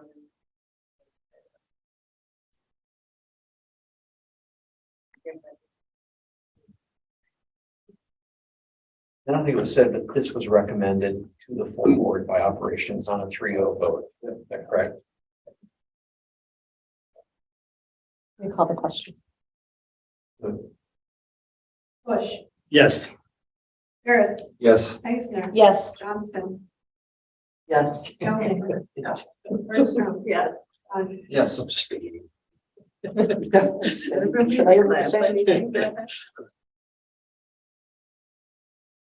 Changing the world. Okay, next we'll go to the Fund 46 projects. I presented to the operations committee a list of 3 projects that we have basically in the hopper and ready to go. I have and I tend to round up a little bit on my expenses so that they won't come in higher than that. 2 meetings ago at the operations committee, we had a local neighbor come to us with a runoff issue from our parking lot. When the rain comes down hard, it's washing away property, washing out property. Unfortunately, they came forward to say that, and then by an act of a higher power, we don't get any rain anymore, so we don't have that issue. But I reached out to Ivy's Construction. They had helped with another issue at the elementary school in the Oak Savannah. I have a bid not to exceed $7,000. I have spoken to the property owner. They are on board with the plan moving forward. So I would ask that you approve a $7,000 project to address the water rain runoff into the property to the north of the school district. Hopefully, as I continue to say this, you're starting to notice the number of dead ash trees on the drive into the building. I've met with Marcia from Aspen Ridge. She actually came up here and walked the grounds with me, and we have a plan in place to cut down the dead ash trees. We have emerald ash borer. There's no saving them. It's over and done. So we would remove those. We will contact a local individual that has a stump grinder and grind out the stumps. And then we will plant new trees in relatively the same locations. Marcia had said that would be acceptable. The total cost of that project would be in the $10,000 range to do that. There's about a dozen trees out there that need to come down. And then the final project, I have a price quote of $40,000 from Capital Fire and Security to replace the access control panels, or basically the programming. The access control panels are what allows the use of a key fob to get in the building. And then there are some doors within inside the schools that also have key fobs and or need to be on a broader control. It would also include installing what I will term a panic button. At the elementary school, there is a button behind the desk that if there was a need, you can push that button and it stops any and all programs that might be set up for the doors to open up. So if the elementary school has a door schedule that they're open at 7:30 and lock at 8. If you hit that panic button, those doors are now locked. That schedule's off. We also have a door schedule for one of the access points here in this building that opens up more frequently throughout the day. The push of that button would turn off any schedule So those doors are now safe and securely locked throughout the rest of the day. So, and then the final piece of that would be to upgrade the camera at the main entrance of the elementary school off of Cawthorn Street. Currently, it only has a one directional view back towards the front door, the main entrance. So you only capture the back of someone coming up to the door to come in. We have the ability to, through this company, to have a camera that would see in multiple directions. So you could see somebody coming down the hill on Cawthorn, up the street on Cawthorn, up the sidewalk, into that underhang, and then also the front. So they would be installing a multi-directional camera that provides a little bit greater level of security. So that bid came in at 47. So I have a total of $57,000 out of Fund 46, our capital maintenance project. With your approval, I can contact these places and move forward. We're starting with a balance in the $700,000 range and would still stay in that area. With these, On the runoff, you know, the school's been around now for 20 years. So why is this problem just popping up now? it isn't a problem that's just popping up now. The school had tried to address it in the past. And I can, if you have some free time sometime, I can kind of show you the area. You can see that the school had ordered some rock to be placed in there, hoping that would slow it down. I think the other issue is we've had that once in a lifetime rain about 3 times a summer in the last couple of summers now as well. And that if you get to the right location, you can see that the driveway out to the north actually slopes back to this location. The parking lot to the west slopes to that direction, and the parking lot on the south side slopes. So there's kind of 3 major blacktop areas that slope to this one location for water runoff. What's happening? Is their yard is eroding or? Yes. Right. And I've been down there, and you can, Sure. it is a major problem. I'd like to let you know that I planted those ash trees in 1996, so it's close to here. We were looking for a place to put them. I will cut them down and we'll bring them over to you. Firewood. I'll bring up my log splitter and you guys can sell firewood for fundraiser. Is anybody looking at the camera, constantly, or I understand? I took this school safety thing and they were like, well, cameras are only good if you've got somebody looking at them, right? Like you have somebody watching the footage to prevent something. Otherwise, it's just a recording of what happened when things went wrong. At the main doors, the cameras are used, I would say, throughout the days. Who's got access to those, like at the elementary specifically? Jane and myself. Jane sometimes have it on. Officer Ottaway can see them, right? Okay. I've seen him watching those before, like when school's starting. Yeah, he has access to both buildings, This is nice. regardless of which building he's in. Thanks, because he's station repaired. Yeah. Right. Janet Lobinger at the front desk has as well, has a monitor Yeah. up that she can see as well. And then I also can see the cameras at both buildings. Okay. So I would ask for approval of these 3 Fund 46 projects.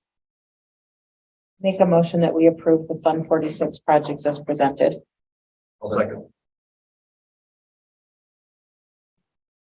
Okay, we'll go Heiser Skilling. This was also approved out of Operations Committee on a 3-0 vote.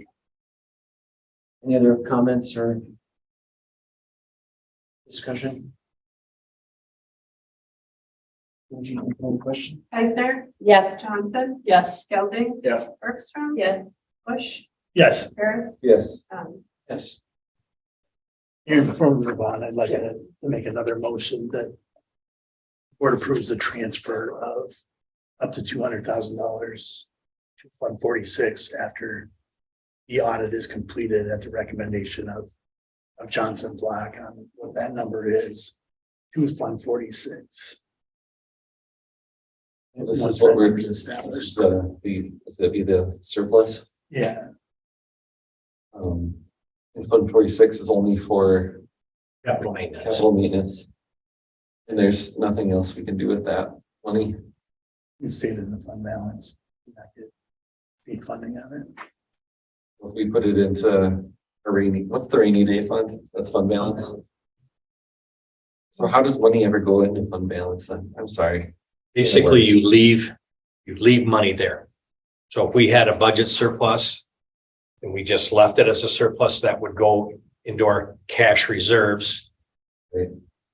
And then as Andy said, then our state aid, our funding would be reduced by that amount in the upcoming school year. If we put it into Fund 46, which is capital maintenance, then it is an expense. Is our state funding reduced by 200? Like, is it dollar for dollar? Or is it the percentage? Is it 17%? What's the percentage now that you can fund it on per dollar spent? So it just adds to our total dollar spend, but Johnson Block won't. They won't advise the whole amount. They leave Leave a cushion. a cushion in there for anything audit wise. In the event that there's another bill that comes in from the last fiscal year, that we have money available to pay for that bill out of that fiscal reserve. Just reminded of a email that I got this time last year when we only did, or we did the raise that we did. And the individual said, well, this time next year, there's going to be a surplus. And, And let me be clear. I'm throwing 200,000 out there to give us room. sure. That's not near the anticipated number, I don't believe. I'm just throwing it out there so that there's room so that Yeah, we're I not understand. shorting ourselves. Understood. What is the anticipated number? Don't know. I don't know. That's one of the things that Johnson and Block will be able to provide for us. Right. Because there's some transfers, some last minute state aid that came in, but needs to be, some of it can be spent. Some of it is grant money that needs to be kind of in a restricted account that we know we're going to be using it next year, but we had to count it as a revenue this year and so on and so forth. So, I mean, that's why they're going to help. And they do this every year. They help us finalize those kinds of budget things. There's no way to use the excess from this year to increase salaries for next year. The biggest issue, and I understand this, I do, I get it. Well, you transferred 200,000 last year. You could have used that $200,000 towards a salary or towards this or towards that. The biggest issue is there are certain areas that we have to budget money for, anticipating an expense. One of them being healthcare. The district provides several $1,000s towards the healthcare deductible for each employee. If we have a really good year and a healthy year, there will be budget surplus monies there that we couldn't necessarily anticipate. If we anticipate that and we have an awful year, we have a lot of claims and the district is paying out a lot of that money, then we don't have that money. And now we're dipping into fund balance just to make sure that we have a balanced budget at the end of the fiscal year. That's one of those coin toss things that we have to have right now in our budget. This feels like there's always money in communities all across the state of Wisconsin to approve building referendums. Like, we can spend money on buildings, but we can't spend money on people. And I don't like it, but it's reality. I'm guessing that's the same way. I know. You just left that right up there for you to. Did anyone want to second Member Bush's motion? For discussion? Well, second. Just to reiterate the healthcare issue, I mean, the school district, in order to make healthcare very low cost to our employees, that the district takes on a huge financial risk. The district absorbs the majority of 90% of the deductible. For each staff person. So that's a large amount of money that may or may not be spent. You know, we all know how healthcare goes, you know, so can't earmark that for anything else unless we change the way we pay for healthcare. And Maybe doctors, really. right, high cost care, right? That's a whole nother. And the other. Yeah, I love them. Well, this is the last meeting. This is building. The other issue is that transfer of any surplus dollars into Fund 46 must take place before the end of July. And it is a paper check written out to transfer that money. So we're kind of up against when the audit finishes and we know what that dollar amount is and when we have to have that transfer done. It's a tight window, so getting that approval now is important. An example of what we could do, create a fund for surplus that would benefit staff from a benefit standpoint is, what is it called? The Fund 70? 70 or 72 or something of that nature. That's the retirement account. That money can only be spent for retirement plans or programs that the district has That's a set fund up. to help fund staff pension, essentially, that we've explored establishing. But at the time didn't feel like it was a good fit for the district for various reasons. But I think that's potentially an option if we want to revisit that. I think I don't know how you would describe it, Mitch, but I think we concluded that, you know, while Fund 46 is for capital maintenance, we're spending money to improve the school and repair things all the time. But there may, you know, once we earmark money for retirement, that's all it can be used for. Correct. And that money saved. We do have a line item in the. Go ahead. We do have a line item in the budget that is to pay out, if a teacher retires and they have accumulated sick days, pay out half of that. And we could potentially open up the Fund 70, whatever, and move that, whatever we put in that line item of the budget. And then we wouldn't have to have that line item in the budget next year, which would then free up that portion of cash. And then that would sit out there until somebody needs it or until somebody retires and takes advantage of it. I don't know that I'm in support of that, but that is an option.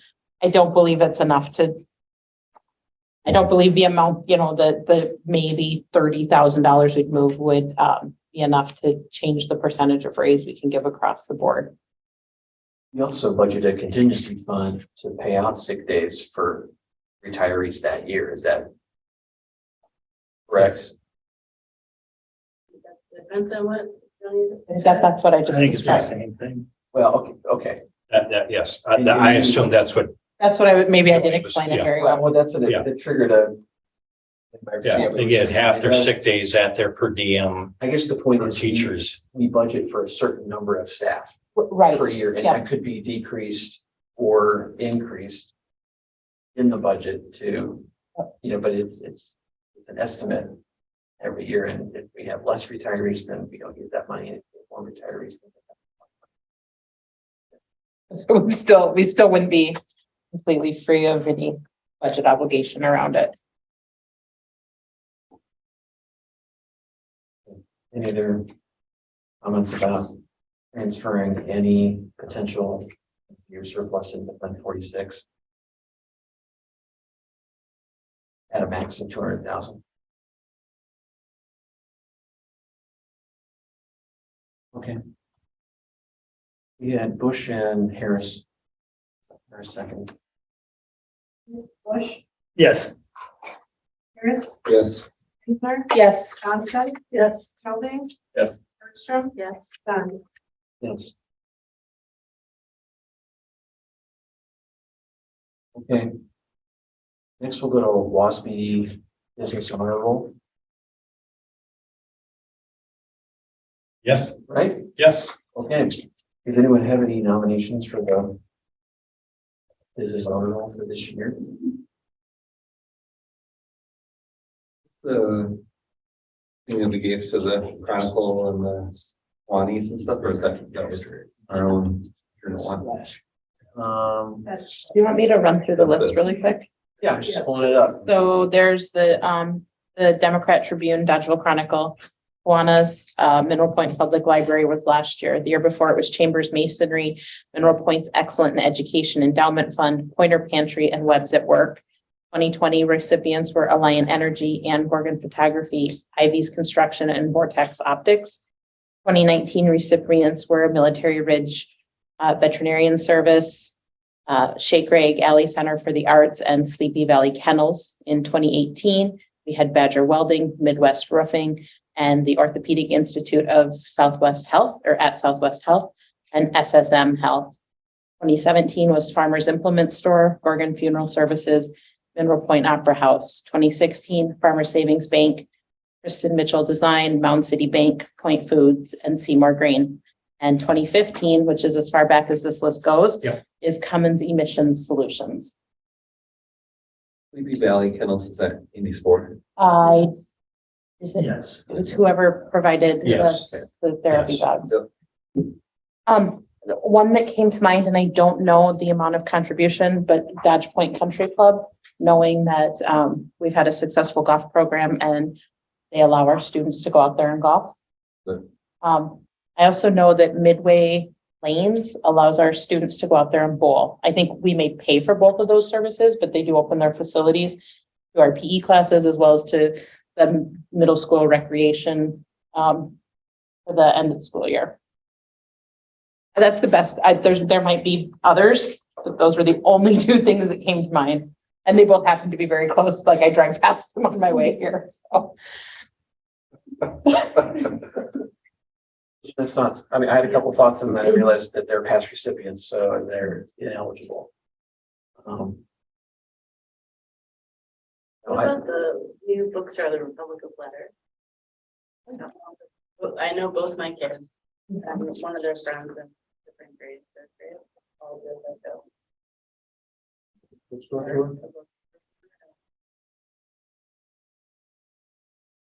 Yeah, would be.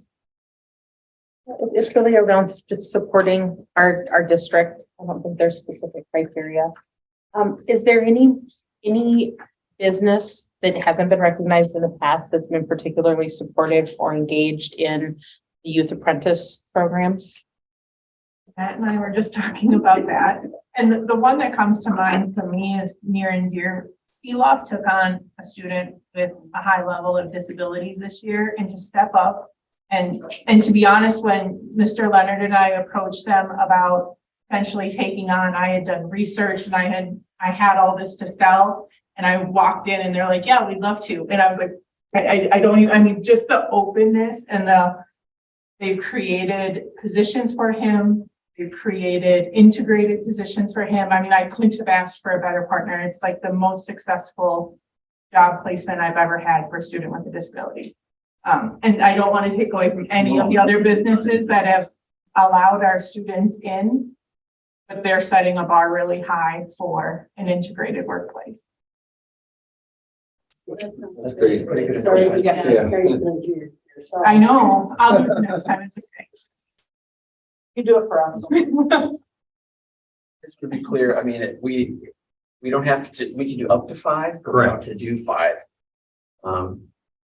You know, I like the idea of maybe making the award. I mean, I like the idea of picking less because maybe it seems a little bit more special, unless there's more than one clearly worthy candidate and we can't decide. But if we're kind of like, you know, not quite sure, you know, if there's a clear one, I mean, I'm okay with just nominating one. And it feels like Sealoft is in a class by themselves this year. Soil stores. I mean, technically, were they listed on there? They No. were not. I don't No, remember reading they them were just not. now. I think they've, I mean, really helped it. Ryan Temperley, who, you know, he's over there. He's come into the business connection last year and he spoke very highly of the program and to people. And he's like, guys, get kids in there. You're going to do great things. And he spoke very highly of that. Looking forward to be working with us and helping find him another person this year because the person was with him 2 years. I know that's been a big one that's pushed for our youth apprenticeship, that they're very supportive of it because of how it's went over there. Yeah, it is new train now, sorry.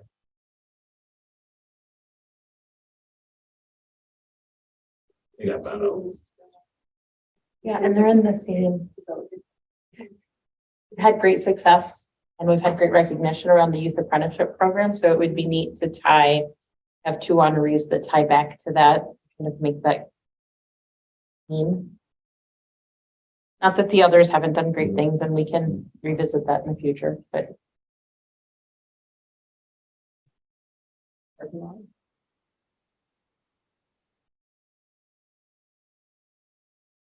Okay, well, I'll take a motion. Angie, did you have, what was just to say?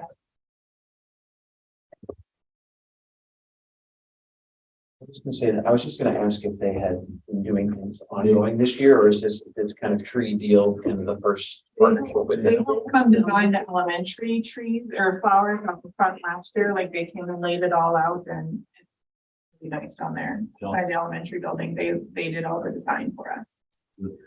Our arrangements this year for graduation.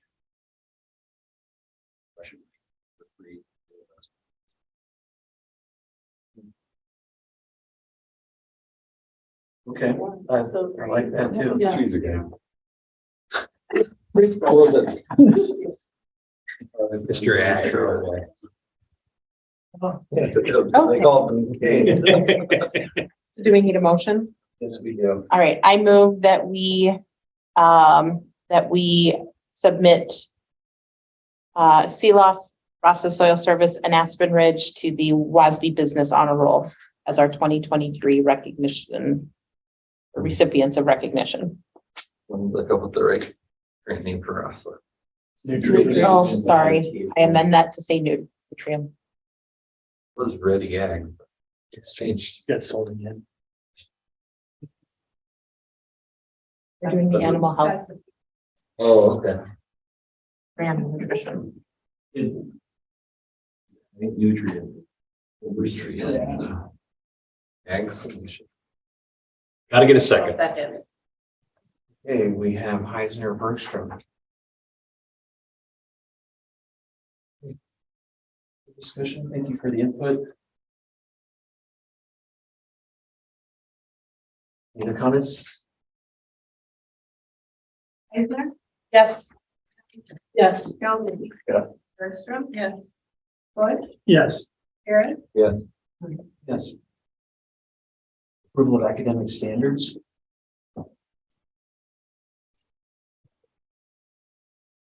Ms. Wainwright. So every year, the school board in July just approve the academic standards for the school district of Mineral Point. We adopt the Wisconsin academic standards. They are in your board book, so it's ag, food, natural sciences, art, design, business information. It's a list of all the courses that we offer student credits in, including tenants at public schools. We allow tenants at private schools, charter schools, virtual schools, full-time open enrollment, youth options. Parents of children with disabilities also advise that there is a special needs voucher program. So these all fit under the Wisconsin academic standards.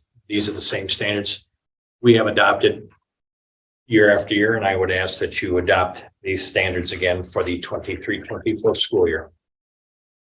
So moved. Second.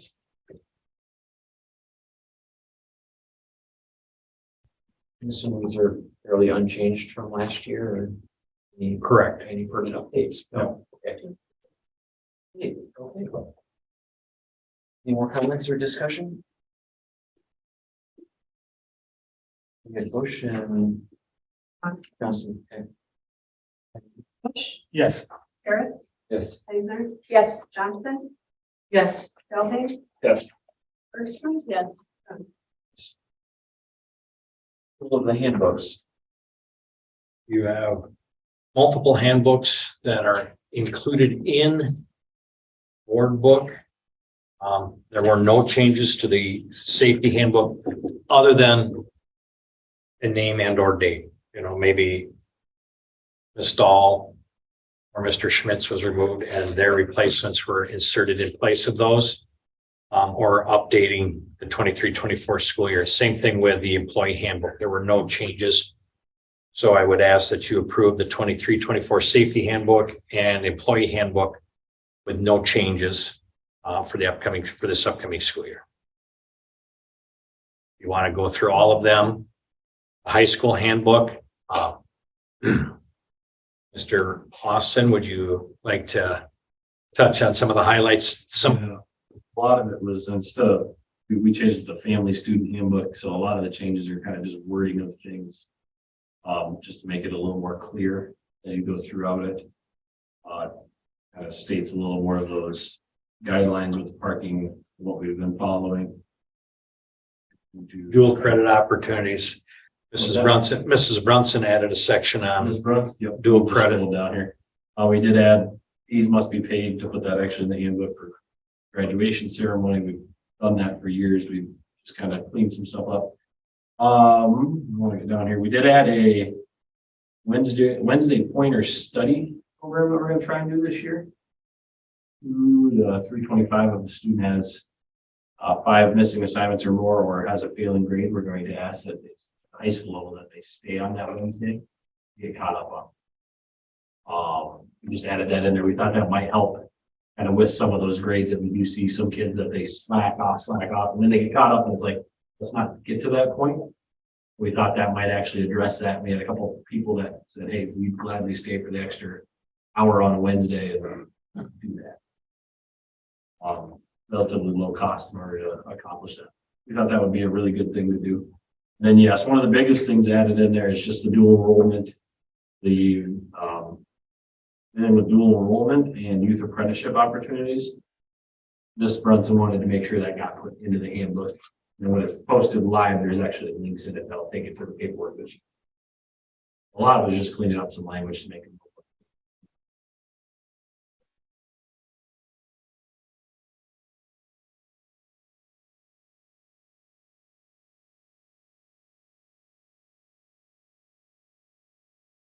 Sure. Athletic handbook changes. The only thing to the athletic handbook was on page 2 was the kind of a philosophy and goals of the athletic department. Just kind of an update and clarification from that standpoint.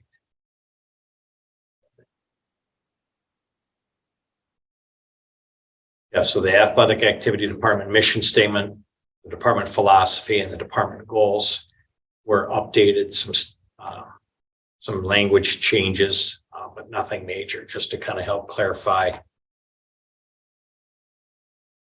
or that one page is the only page that was changed. What was the language that was updated? I do not have the verbiage. Mr. Austin, did Ms. Dahl share with you the previous version? No. This is the updated version. We worked on updating that language and sent it and had both of us look at it before she put it. I don't think there were major changes to the philosophy. I think it was just trying to clarify.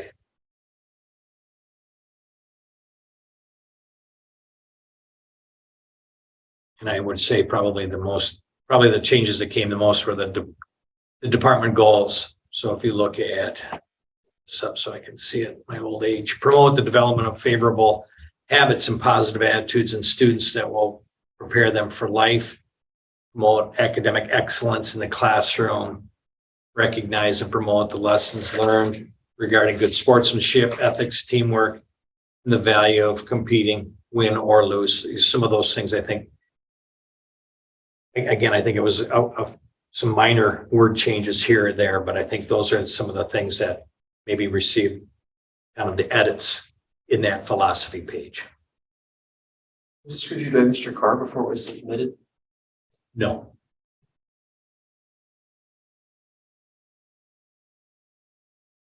Speaking of Ms. Dahl, one of the handbooks, it actually called out her specific name. Her name would be removed if it was in the safety handbook. Ms. Dahl was maybe one on the list of one of the people that was contacted.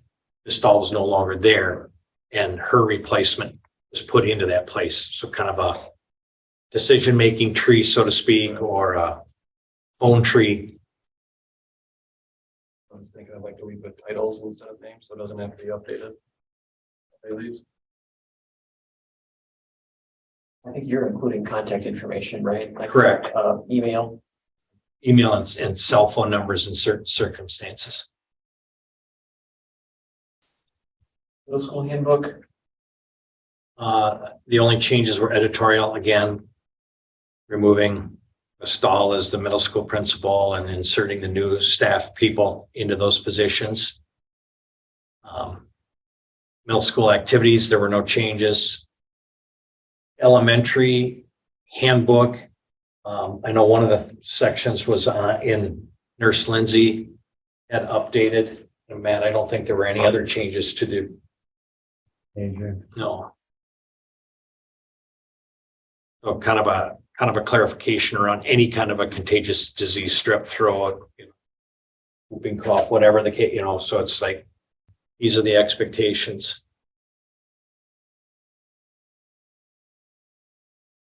Okay, I'll take a motion to approve these handbooks with the changes. Move. A second. Harris, question? Yeah, I'm curious with the two questions, actually. One is with the absence, the updates to the high school handbook for the absences. On page. So I just can't tell what exactly the implications are, and I just want to make sure I check that. And yeah, page 9.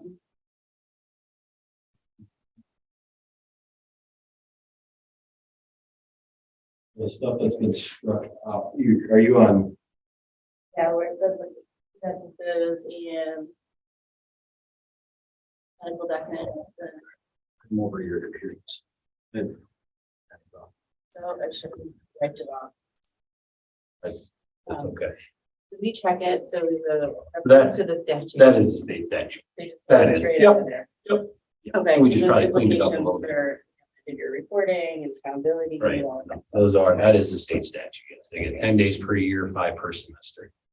Mhm. And then my other question is related to the pay to play. I think somebody said we've always done it that way.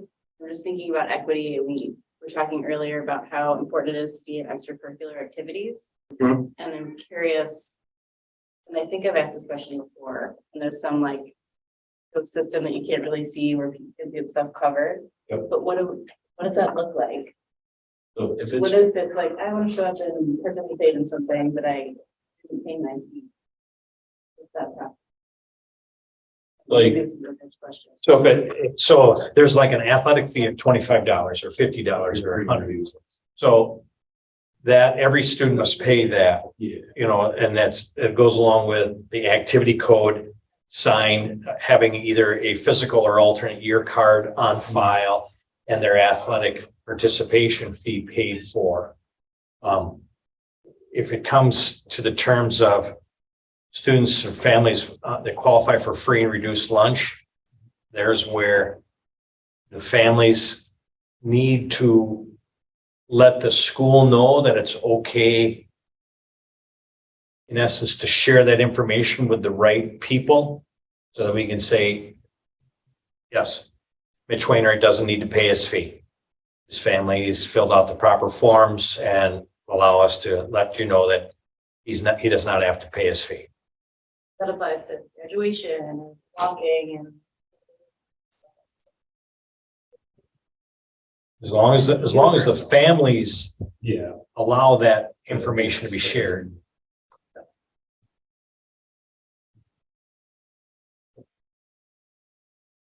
Then there's one comment in here about needing to discuss on page 7. What's that? Page 5 where it says. Yeah, that's a discussion between myself, Ms. Brunson and Ms. Eisner. Those are things that we were put in there. Yeah. Yeah, that's just something we wanted to make sure we noted. My version, that's deleted already because we actually discussed it. We need to get this year. Yes, that was a conversation between myself and Ms. Eisner, just with the alternative. Sorry to get. No, good questions. There's a lot in here. For sure. There is, and Janet, and I'll give a lot of credit to Janet. Janet likes to reword it to make sure it's clear. So myself, Janet, Ms. Brunson, we sat down and took about 3 or 4 hours going through line by line. So we want to make sure it is clear for families. So And I think it's also good that you added the dual. yeah, that was a big thing More that clear to we me. wanted to know and have Never there. been. Sure. Yeah, no, that's very good. That section's very helpful. Mhm. Yeah, you're not in my head. I'm sure it is. Any other comments or discussion before we vote? Harris. Yes. Eisner, Yes. Johnston, Yes. Gelding, Yes. Bergstrom. Yes. Bush, Yes, Dunn. Yes. Okay, now we're approving a budget amendment. A series of. Just basically one. In the board packet, you have a budget amendment. We're moving $8,000.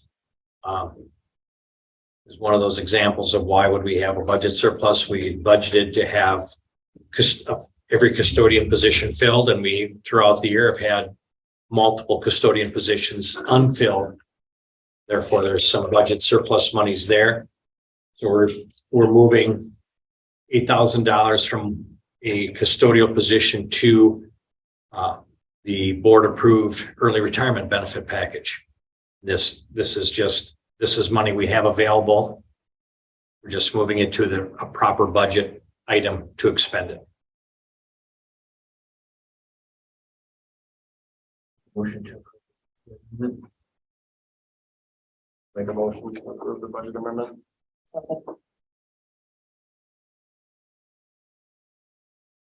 Comments or discussion? Gelding, Yes. Bergstrom. Yes. Bush, yes, Harris, Yes. Eisner, Johnston, Yes. Yes. Okay, next is approval of a 4% salary increase for all district employees. You want to reference the finance committee meeting? Maybe?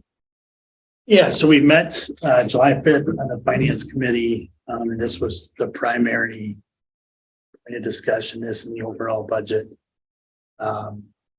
We don't have a lot of hard evidence from the budget signing other than $325 per student. So we are, prior to that, we were at A deficit of about $712 $712,000. with no new money in it. And with this increase and the $325 per student, we are looking at about a $360,000 deficit.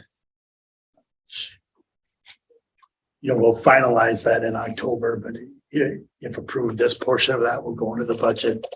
And at this time, we're looking to cover the budget deficit portion of that with fund balance, which obviously the budget at this point is an estimate until the year plays out. And I think to Will's point earlier is there has been a tradition of surplus, which is something we're certainly hoping to have again this year, which will then make that deficit that has to come out of fund balance lower. We looked at it. We did review 0% and 8%. At 0%, we still would have had a deficit just based on all of the things being the same.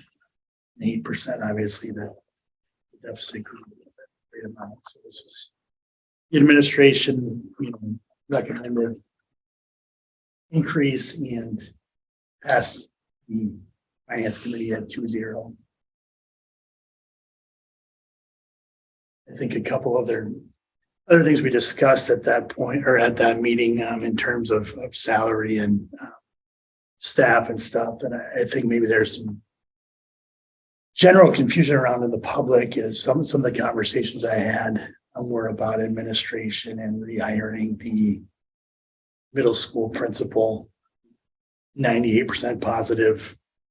Then the other faction is the faction that says we had an opportunity to reduce staffing and didn't. And I explained to those people that we actually did through the series of moves that we made. We were fortunate the way everything fell that we did actually reduce staffing by an entire staff member with the moves that were made.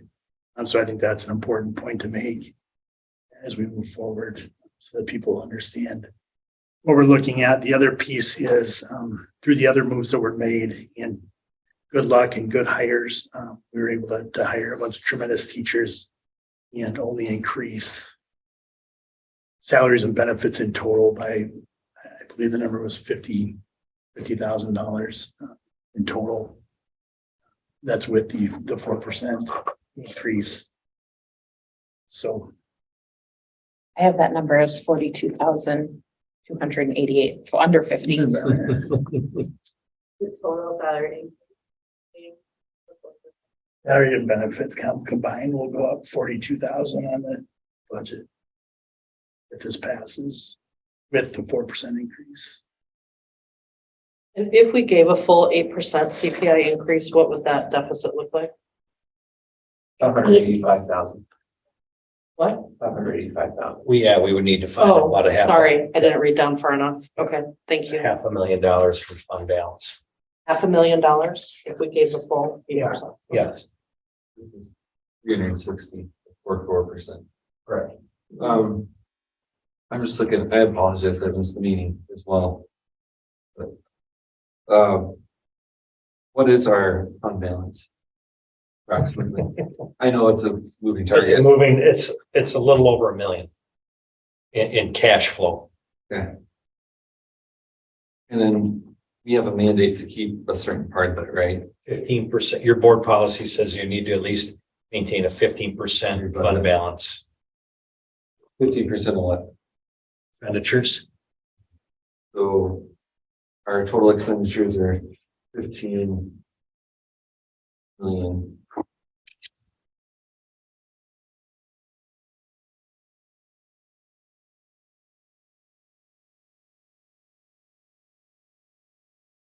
Well, 15% of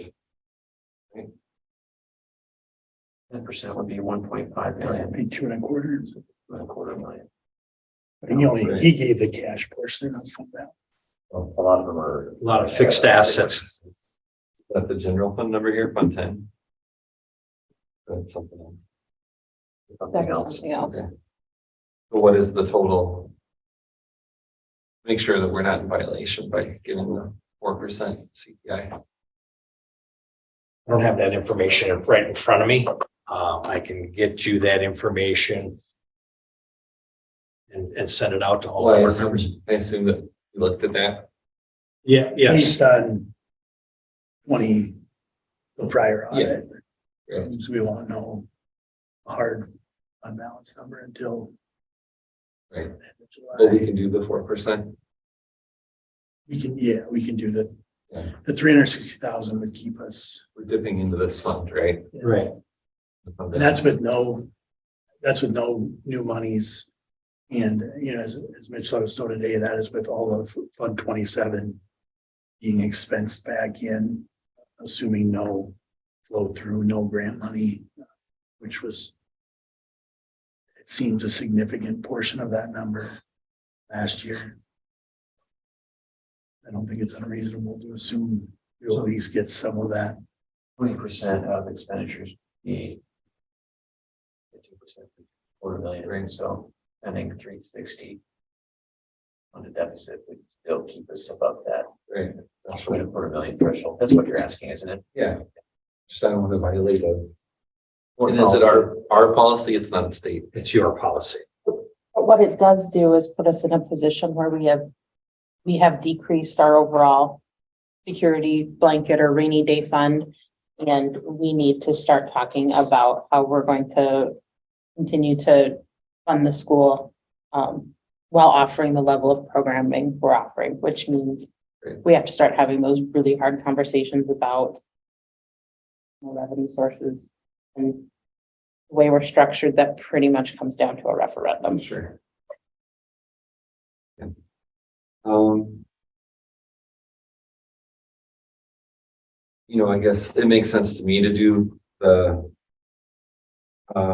We can't do a referendum now, like it's too late. So we have to live within our means this year. Right. And then this is a biennium budget, right? So we once that's approved, we'll already know what the following year we're gonna Yes. get. So then we know what we need to ask for to make everybody whole.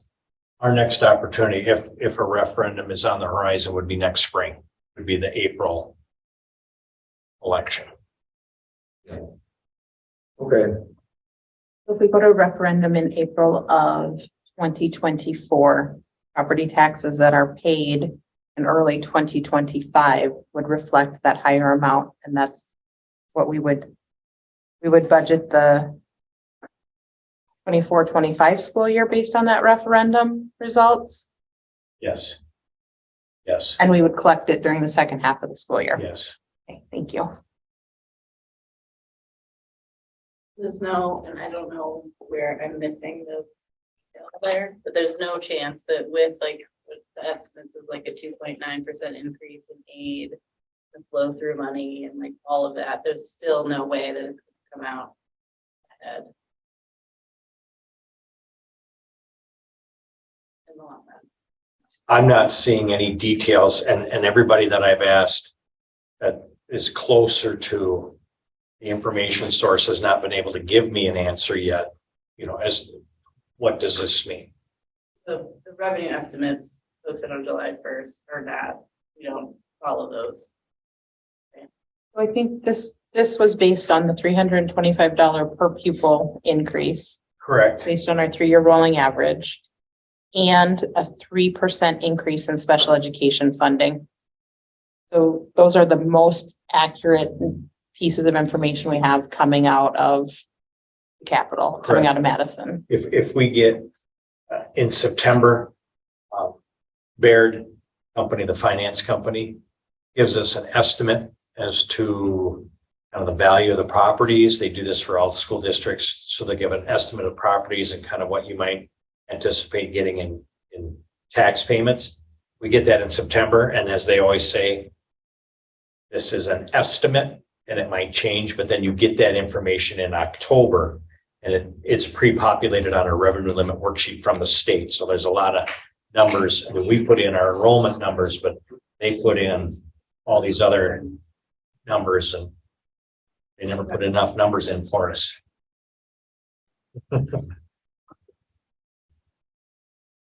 So saying for sure we're gonna go. Referendum? Can't say that right now. You're gonna have to make that decision We're gonna have to get it on the agenda soon. in, Or November, right? But we make the decision in If not sooner. by January. I think you have to have the verbiage, you have to have everything approved by January, I believe. Because I remember the year that we did a fall referendum, and then we did a spring referendum. I was meeting. Because we went to referendum the following election cycle for a second building operation or second building referendum.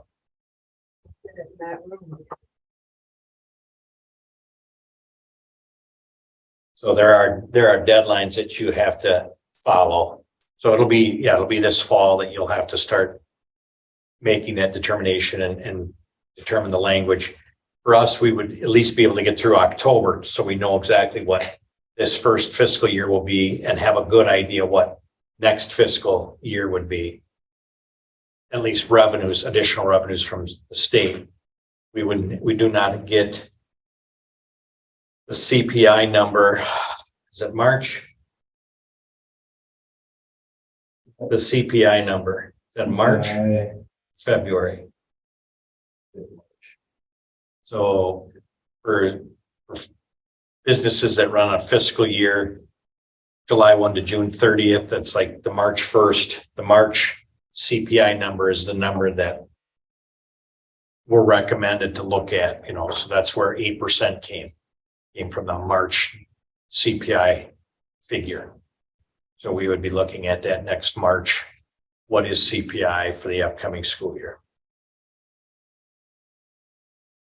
Then how do we replace the fund balance? We always typically move stuff to 146. The best way would be to go to an operating referendum in excess of what you think you're going to need. And therefore, then you could leave some money behind, leave some money unspent that would then go into fund balance and replenish that. This money is coming directly from taxpayers instead of the state, so it doesn't need to be, we don't penalized by the state if we don't use it. Typically, yes. If you budget $1 million and then you're getting your aid, you're getting state aid, taxpayer money, it gets to that $1 million. If you don't use that $1 million, you only use $800,000. The state will look at that and say, well, you didn't need the $1 million. We're going to reduce the amount of state aid that you get for the next year. So if we're not spending it, there does come a consequence in state aid in the future budget cycle. We can't replenish the fund without getting penalized by the state. We can't from referendum funds. If you use referendum funds and go above what you think, then that offset doesn't hurt you as bad because you've gotten the operating referendum. You've asked for money in that operating referendum that will then reset. Operating referendums are a dollar amount, like a set dollar amount, like $1 million a year or something.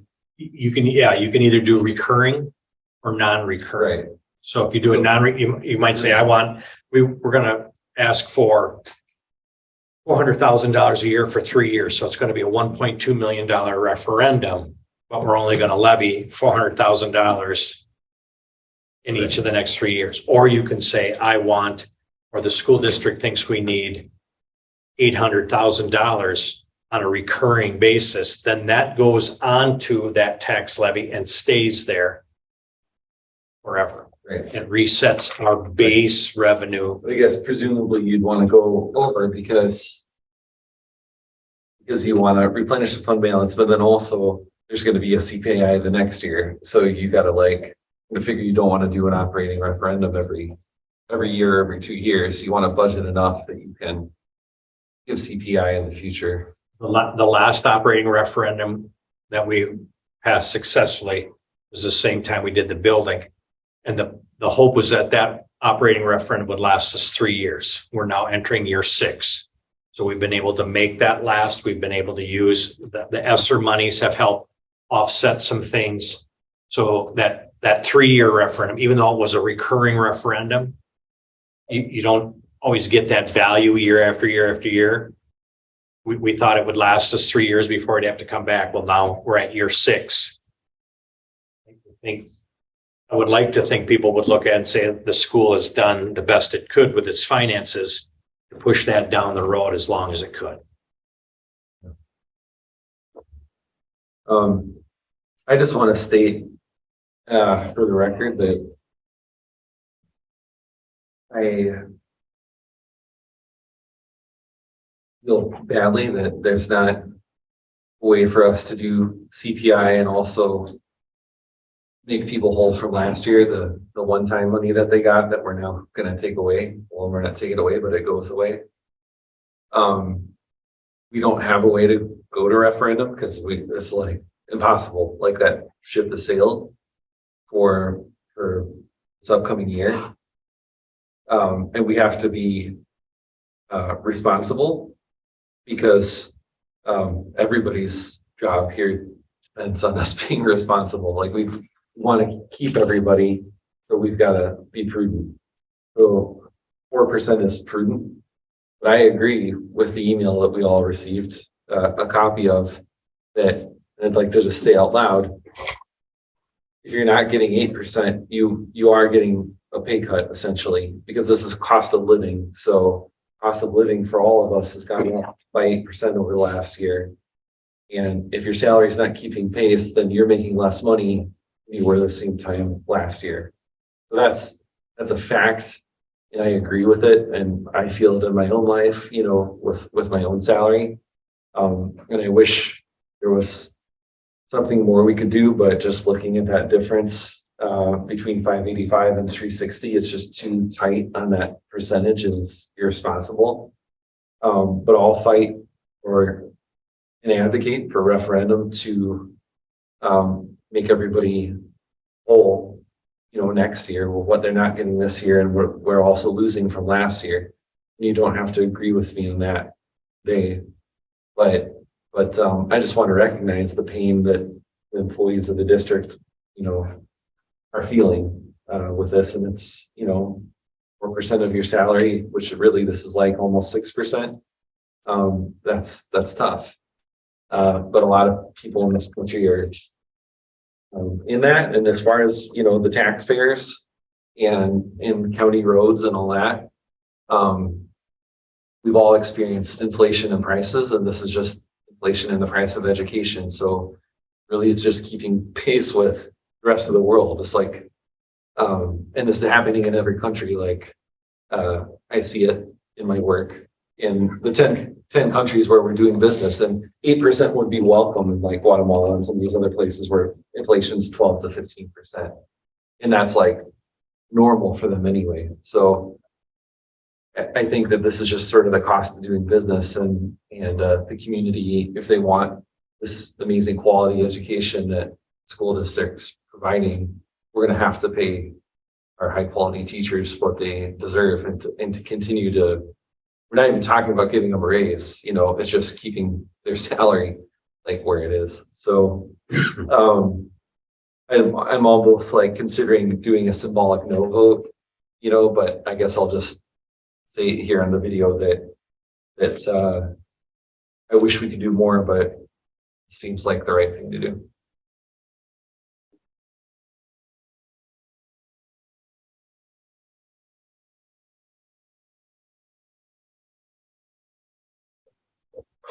Another talking point is, I think people would say, and I've said, you know, well, I mean, state legislature did, you know, send the governor a budget with a $325 per pupil increase, which in the next 2 years, isn't that worth something? And of course it is. You know, that's going to give us an additional $230,000 for next year.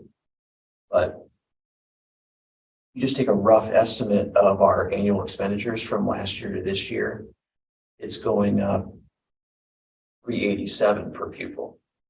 So the increase we're getting is not even going to keep up with, you know, the cost of doing business, so to speak, you know. And you know, to your point, we don't want to drain all of our fund balance in 1 year, because if a referendum fails, that's really what we're looking at, is more fund balance plus, you know, deeper cuts and impact the student, you know. So, a situation for sure. And I think along that note, I think the thing that probably gets lost to somebody that's not in the weeds on this is we're getting the 325 with a 387 increase. So people are going to ask, how does that equate to $700,000? But it's also about the fact that we were given non-renewable funds the 2 years prior and had to use it with our ESSER money, which is now gone. So now we're paying 3 years worth of expenses with this budget, because that money was expendable money. It's never back. Yeah. It's here.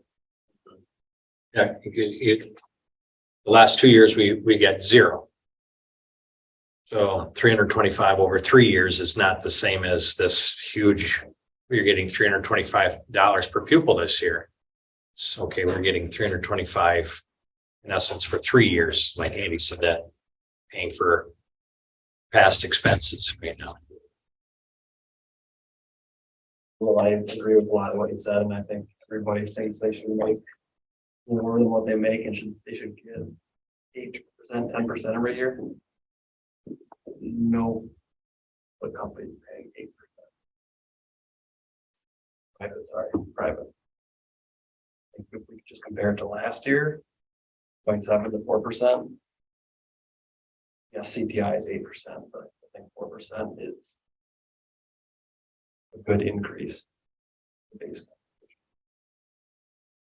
I think the fact that we're able to do it in this fiscal cliff situation, I don't think it should be looked at as a negative. I don't look at I don't look at a percent increase every year from my employer as I don't expect any. I don't think you have to look that far back, and you would have actually seen salaries truly frozen year over year. But when your point, Justin, when you consider we are at the fiscal cliff, and we are still finding a way to get something in there. And really, if we could forget about the CPI number, 4%, if you look at the grand scheme of things or over the long horizon, that's probably about as attractive of an increase as has ever been given. You think of. There was years that it wasn't even 1%.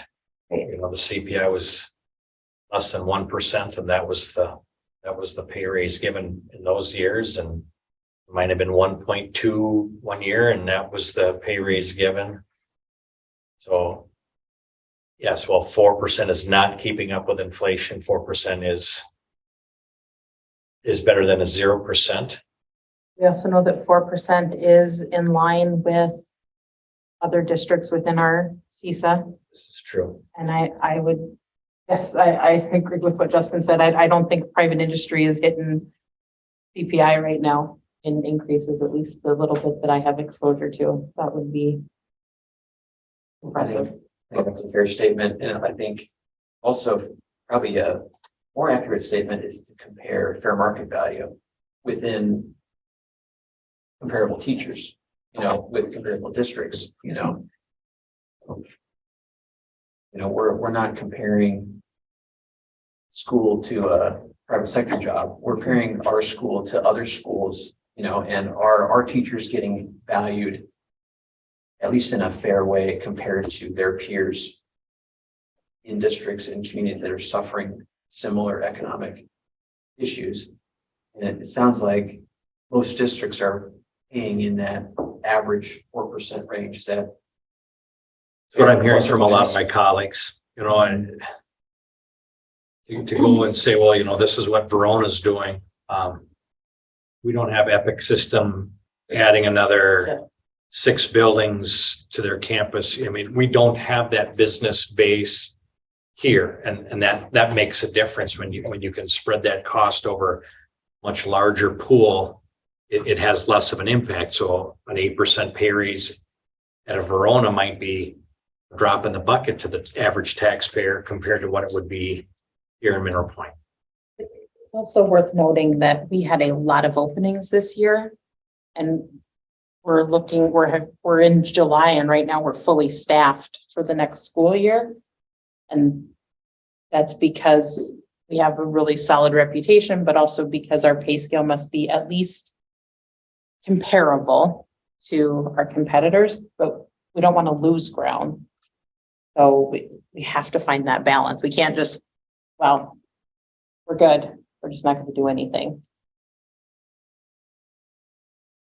I think the other reality is, when we make financial decisions like this and it seems like nobody's happy, like staff are upset at us, taxpayers are upset at us, we're not strict enough, we're not generous enough, then we're probably striking reasonable middle ground. So the measure is when everyone's mad, we're good.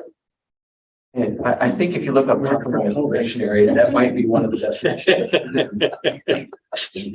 That's certainly not anyone's intent. It's to make everyone upset. Yeah. What's that? I can't say that out loud. Until October, Yeah. then I will. We've had That's for sure. Okay, so We have a motion. I don't think we do. No. We're looking at approving a 4% salary increase for all district employees for next year. Or a different motion. I will make a motion to approve a 4% salary increase for all district employees next year. I'm sorry, cut you off. I really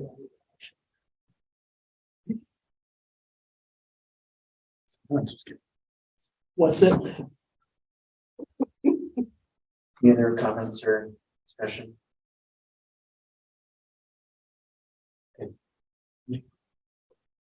Yes. Yes. Yes. Yes. Yes. Okay, we'll go to business services. I'll take a motion to approve credit card statement of activity and bills payable together or separately. I'll make a motion to approve together. Any Bush Skelding, any discussion or questions? Again, we've been receiving weekly updates from our business manager via email. Just want to clarify, I think I made an assumption. Walmart, the same day that there was pizza for graduation practice, was that bridges for graduation practice on your credit card with no explanation? Oh, no, it's to, it's for the stage. So we were trying to, we had paper on it. The paper kept ripping and stuff on the front edge of the stage. So, we bought like, they were bed sheets and sewed all and came down and fixed them in so that now they're all sewed together. They sit on the front of our stage. What those materials were, because there would have been a charge and then a credit back because we didn't know exactly what we were going to need. So that's what that is. Yep.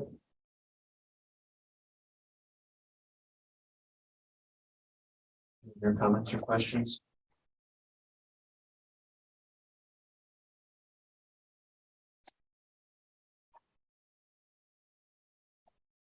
I appreciate the weekly bills, those are helpful. Mhm. To the last purchases for the fiscal year. Correct. Yes, yes, for the most part, what you're approving tonight would be yes. There will be probably, like I said, a handful of bills that might be approved in August that will actually be for 22-23 fiscal year. Yeah, it came in late. Yeah.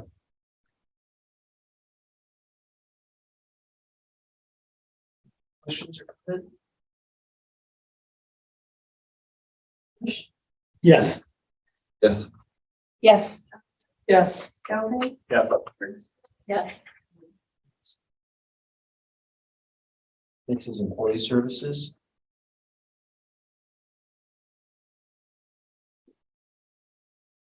We had the shifting of staff person that covered a, for lack of a better term, a specialty subject, art. More special the license, the more difficult those positions are to fill. As Joni Heisner pointed out earlier, having the Spanish and art and a business teacher filled at the middle school, high school level is incredible. And then we had an art position open at the elementary school. We had a staff member who is certified in art, has taught art in the past, willing to transfer in. Mr. Renwick had a group.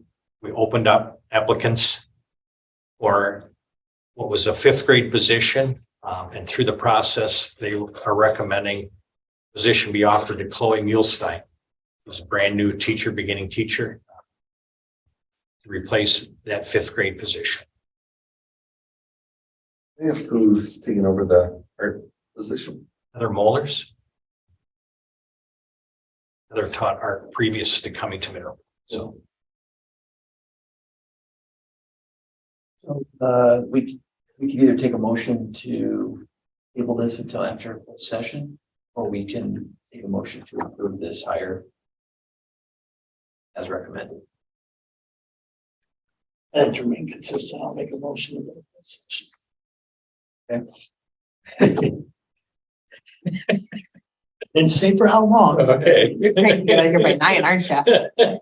My computer's gonna die. I'll take a second to after closed session. Okay. Want to comment on that? Sure, discuss it. Yes. Yes.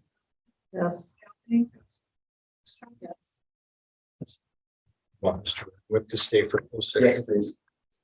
I'll take a motion to go into closed session We will go to closed session to discuss the new hire. to discuss the new hire. Like that. Roll call. Eisner, Yes. Johnston, Yes. Gelding. Yes. Bergstrom, Yes. Bush, Yes. Harris, Yes. Dunn. Yes. Okay, we'll go into closed session, then we'll come out and vote on this in open session.